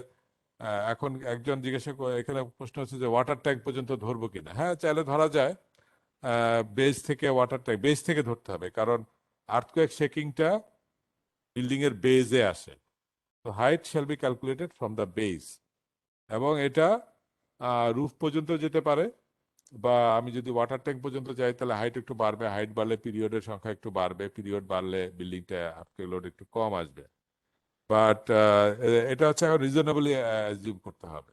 এখন 20 তলা বিল্ডিং এর জন্য আমি 20th ফ্লোরের হাইট নিব না 21st ফ্লোরের হাইট নিব, এটাতে আমার মনে হয় না খুব একটা সিসমিক ফোর্স চেঞ্জ হবে, but to be on the safe side and to be on the conservative side আমার মনে হয় রূপ পর্যন্ত নেওয়াটাই লজিক্যাল, তাহলে আমরা অ্যাটলিস্ট সেফ সাইডে থাকতে পারবো এবং হাইটটা ধরতে হবে বেস থেকে, এটা নিয়ে আমার মনে হয় কোনো কনফিউশন নাই।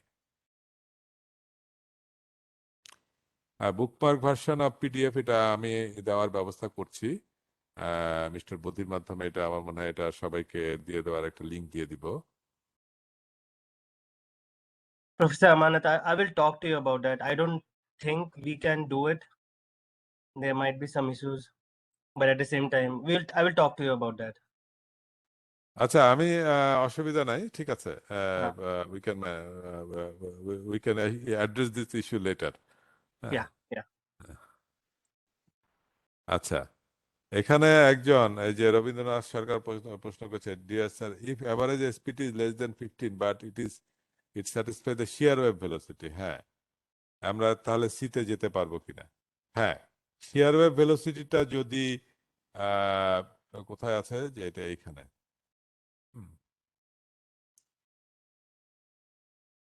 শিয়ার ওয়েভ ভেলোসিটিটা যদি আমার এর মধ্যে থাকে, আই এম নট 100% শিওর, এটা জিওটেকনিক্যাল এক্সপার্টরা হয়তো ভালো বলতে পারবে। Doctor Rakib, what is your opinion, যে স্পিডি স্যার অ্যাভারেজ স্পিডি 15 থেকে কম কিন্তু শিয়ার ওয়েভ ভেলোসিটি আমার আছে, ঠিকঠাক আছে, সে প্রপারলি মেজার করে পাওয়া গেল, তখন আমরা কি করব? আমরা কি সিটে থাকবো ডেফিনেটলি নাকি? জিওটেকনিক্যাল এক্সপার্টরা বেটার বলতে পারবে, তবে আমি যতদূর জানি VS is a better measure than SPT value. হ্যাঁ, এটা তো অলওয়েজ অ্যাগ্রিড যে shear wave velocity is better measure then SPT. তো অন দ্যাট গ্রাউন্ড প্রবাবলি এটা করা যাবে বোধহয়, জি আমারও স্যার, তাই জি ধারণা। But sir. That is it is general consensus হচ্ছে shear of velocity is better indicator then SPT.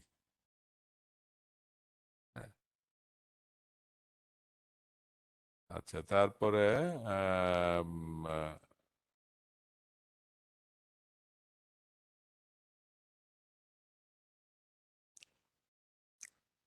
হ্যাঁ, এই যে এখানে এই যে বিএনবিসিটাই আমরা যদি দেখি, এই যে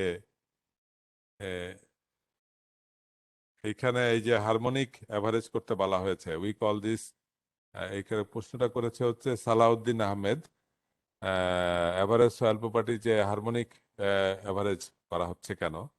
এই equation 632, this is basically the expression of harmonic average. Hmm, তো এইটার পিছনে প্রপার থিওরিটিক্যাল ব্যাকগ্রাউন্ড আছে, এটা একটা ম্যাথমেটিক্যালি প্রুফ করা যায় যে হারমোনিক অ্যাভারেজটা নিতে হবে। আমার ধারণা, আই এম নট শিওর, কয়েকদিন আগে বুয়েট একটা ওয়েবসাইট আছে, ওইখানে সামবডি প্রেজেন্টেড অ্যান এক্সপ্লেনেশন। আমার যদি নেক্সট লেকচারের দিন আসার আগে সুযোগ থাকে, I shall share it with you, but it has a definite theoretical background এটার জন্য আর কি, এই কারণে নিতে হয়। আচ্ছা, তারপরে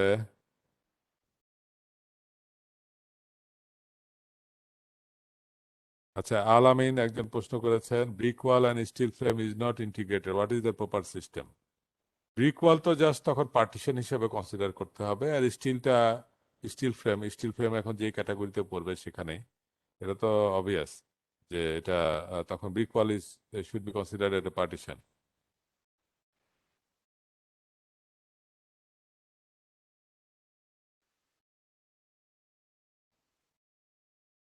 আচ্ছা, আমার মনে হয় শুরুর দিকের বেশিরভাগ question related to getting a version of BNBC.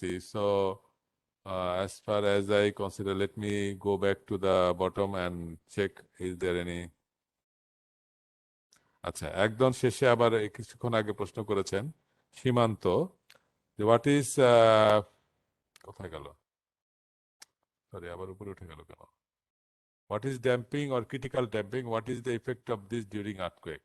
আচ্ছা, ড্যাম্পিং হচ্ছে, এটা হচ্ছে পিওরলি একটা ভাইব্রেশন প্রপার্টি, যে আহ, আমরা যখন যে কোনো জিনিসকে যখন আমরা ভাইব্রেট করে ছেড়ে দিই, সে কিন্তু ভাইব্রেট করতে করতে করতে করতে আস্তে এক সময় থেমে যায়। হ্যাঁ, যে কোনো জিনিসকে আমরা, যে একটা স্প্রিংকে যদি আমি টান দিয়ে ছেড়ে দিই, একটা স্প্রিংকে টান দিয়ে ছেড়ে দিলে সে ভাইব্রেট করতে করতে একসময় থেমে যাবে। এই যে থেমে যাচ্ছে, আস্তে আস্তে থামছে, এইটা ঘটছে মূলত একটা ড্যাম্পিং প্রপার্টির জন্য। এইটাকে বলা হচ্ছে ড্যাম্পিং, যে ড্যাম্পিং থাকার কারণে সে আস্তে আস্তে থেমে যায়, সে কন্টিনিউয়াসলি ভাইব্রেট করতে থাকে না। থিওরিটিক্যালি যদি ড্যাম্পিং না থাকে, তাহলে একটা বডি ইনডেফিনিটলি, একটা elastic body in absence of damping, say ইনডেফিনিটলি vibrate করতেই থাকবে, মানে হারমোনিক মোশনে ভাইব্রেট করতেই থাকবে। এই ড্যাম্পিং থাকার কারণে যে কোনো ভাইব্রেটিং বডিকে যদি ফ্রিলি ছেড়ে দেওয়া হয়, সে আস্তে আস্তে আস্তে আস্তে একসময় থেমে যায়। তো স্ট্রাকচারের এটা একটা প্রপার্টি। এই ড্যাম্পিংটা আসলে ভাইব্রেশনকে রেজিস্ট করে, ইন এ সেন্স বলা যায় যে ড্যাম্পিংটা হচ্ছে a sort of resistance against vibration. তো এটা আমাদেরকে কনসিডার করে এটা করতে, এটা ডাইনামিক ডাইনামিক্সের থিওরি বা কোর্স যদি করা থাকে তাহলে এটা খুব ক্লিয়ারলি এটা এক্সপ্লেন করা যায়, সেখানে এগুলো খুব ক্লিয়ারলি বলা আছে। বাট শর্টকাট হচ্ছে যে ড্যাম্পিং হচ্ছে ওই যে আস্তে আস্তে থেমে যাওয়ার প্রবণতাটাকে আমরা বলি ড্যাম্পিং আর কি। ড্যাম্পিং এর সাথে খুব সহজে মোটরসাইকেল বা গাড়ির ওই যে চাকার সাথে লাগানো থাকে শক অ্যাবজর্বার, ওইটার তুলনা করা যেতে পারে। ওই শক অ্যাবজর্বার থাকার কারণেই কিন্তু আহ, কি হচ্ছে মানে মোটরসাইকেল যখন মোটরসাইকেল বা গাড়ি রাস্তার উপর দিয়ে বা গাড়ি ঘোড়া যখন রাস্তার উপর দিয়ে চলে, সে খুব বেশি ঝাঁকুনি খায় না। বা সে একটা স্পিড ব্রেকারের উপর দিয়ে আমি আমার গাড়িটা নিয়ে গেলাম, আমার যদি স্প্রিং এর শক অ্যাবজর্বার থাকে তাহলে কিন্তু আমার একটা ঝাঁকি খেয়েই আমি গাড়িটা স্টেবল হয়ে যায়। আর যদি শক অ্যাবজর্বার নষ্ট হয়ে যায় তাহলে কিন্তু গাড়িটা বা আমার ভেহিকেলটা কন্টিনিউয়াসলি অনেকক্ষণ ঝাঁকি খেতে থাকে। তো এই এই জিনিসটা অনেকটা ওরকম আর কি, যে যত বেশি ড্যাম্পিং হতে থাকবে সেটা তত ভাইব্রেশনের এগেনস্টে স্টেবল হয়ে যাওয়ার প্রপার্টি থাকে আর কি। কনসেপচুয়ালি জিনিসটাকে এভাবেই বলা যেতে পারে। আচ্ছা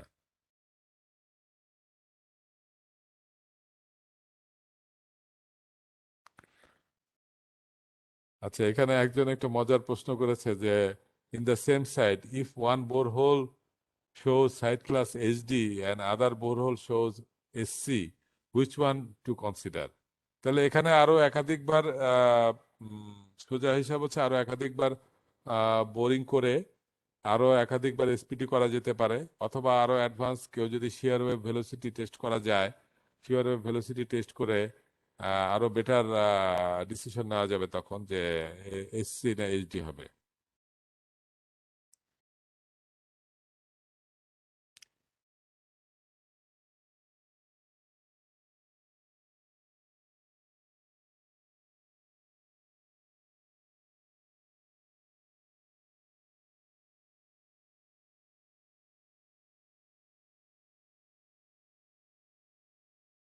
আচ্ছা, একজন ফয়সাল আনোয়ার বলেছে যে do we need to consider 130 rule, অর্থাৎ একদিকে 100% একদিকে 30%। হ্যাঁ, এটা তো বোধহয় কোনো রকম এক্সেপশন বলা নাই। আহ, একদিকে 100% আরেকদিকে 30%, এটা সবসময় করতে হবে। তবে আহ, আর সিসমিক ডিজাইন ক্যাটাগরি ডি, এটা কিন্তু আবার এটা কিন্তু আবার অন্য জিনিস। হ্যাঁ, আমার আচ্ছা এখানে আমি একটু রুলটা দেখে নিই। এখানে সিসমিক ডিজাইনে এখানে কি বলছে যে এই একদিকে 30 এবং একদিকে 100, এটা কোথায় যায় আছে ভুলে গেলাম।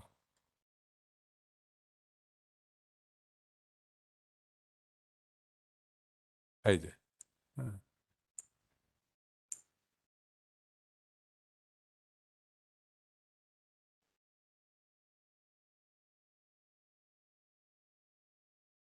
আচ্ছা, এখানে এই যে 130 কন্ডিশন কিন্তু এইটুক, সিতে পড়লে ব্যবহার করতে হবে যদি প্ল্যান ইরেগুলারিটি টাইপ 5 হয়। প্ল্যান ইরেগুলারিটি টাইপ 5 যদি না হয় এবং সিসমিক ডিজাইন ক্যাটাগরি সি তে যদি পড়ে তাহলে কিন্তু এটার প্রয়োজন নাই। আর সিসমিক ডিজাইন ক্যাটাগরি ডি হলে অলওয়েজ এটা করতেই হবে। এখন ওই যে সিঙ্গেল ফ্যাক্টরি শেড, সেখানে তো বলছে যে ওইটাকে আহ, আহ, মানে সিসমিক ডিজাইন ক্যাটাগরি সি তে এটাকে ডিজাইন করা যাবে, মানে যদিও আমার সয়েল কন্ডিশন বা সাইট ক্লাস বা আদার কন্ডিশন অনুযায়ী ডি তে পড়ছে, তো যেহেতু আমি সিসমিক ডিজাইন ক্যাটাগরি থেকে বের হয়ে আসতেছি ডি তে, তো অবভিয়াসলি সেই ক্ষেত্রে আমার মনে হয় এই রুলটা সেক্ষেত্রে এটা ফলো না করলেও চলবে।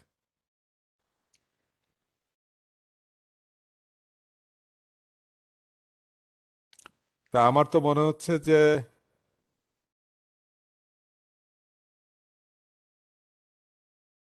আচ্ছা, এখানে আরেকজন একটা ইন্টারেস্টিং প্রশ্ন করেছে, মোহাম্মদ মামুনুর রশিদ।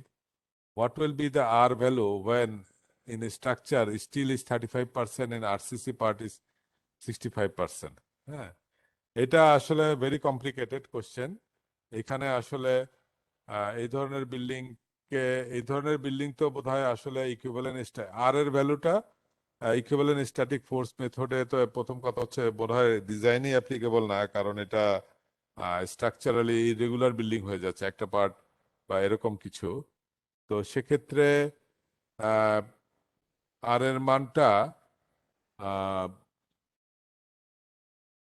এখানে ডিপেন্ড করবে কি ধরনের আরসিসি পার্ট এখানে আছে। আরসিসি পার্টটা যদি শিয়ার ওয়াল হয়, যে শিয়ার ওয়াল দিয়ে আমি সিসমিক লোড রেজিস্ট করতেছি, আর বাকি স্টিল পার্ট দিয়ে আমার অন্যান্য বিম কলাম দিয়ে আমি অন্যান্য ফ্লোর গুলা বানাচ্ছি, তখন তো ওইটা ওই যে টেবিলে বলে দেওয়া আছে যে ডুয়াল সিস্টেমে এটা করা যাবে।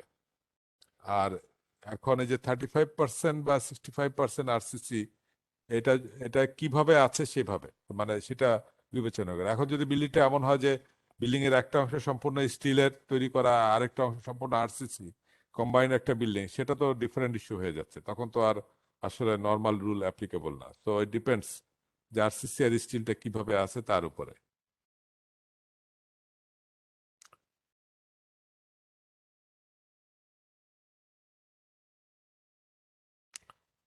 তা আমার তো মনে হয় মোটামুটি ভাবে যে সমস্ত কোশ্চেন এসছে প্রায় সবগুলাই আমরা অ্যাড্রেস করা হয়েছে। Mr. Bodhi, you can now, I think, take Yeah, over. yeah. Thank you, Dr. Amanat.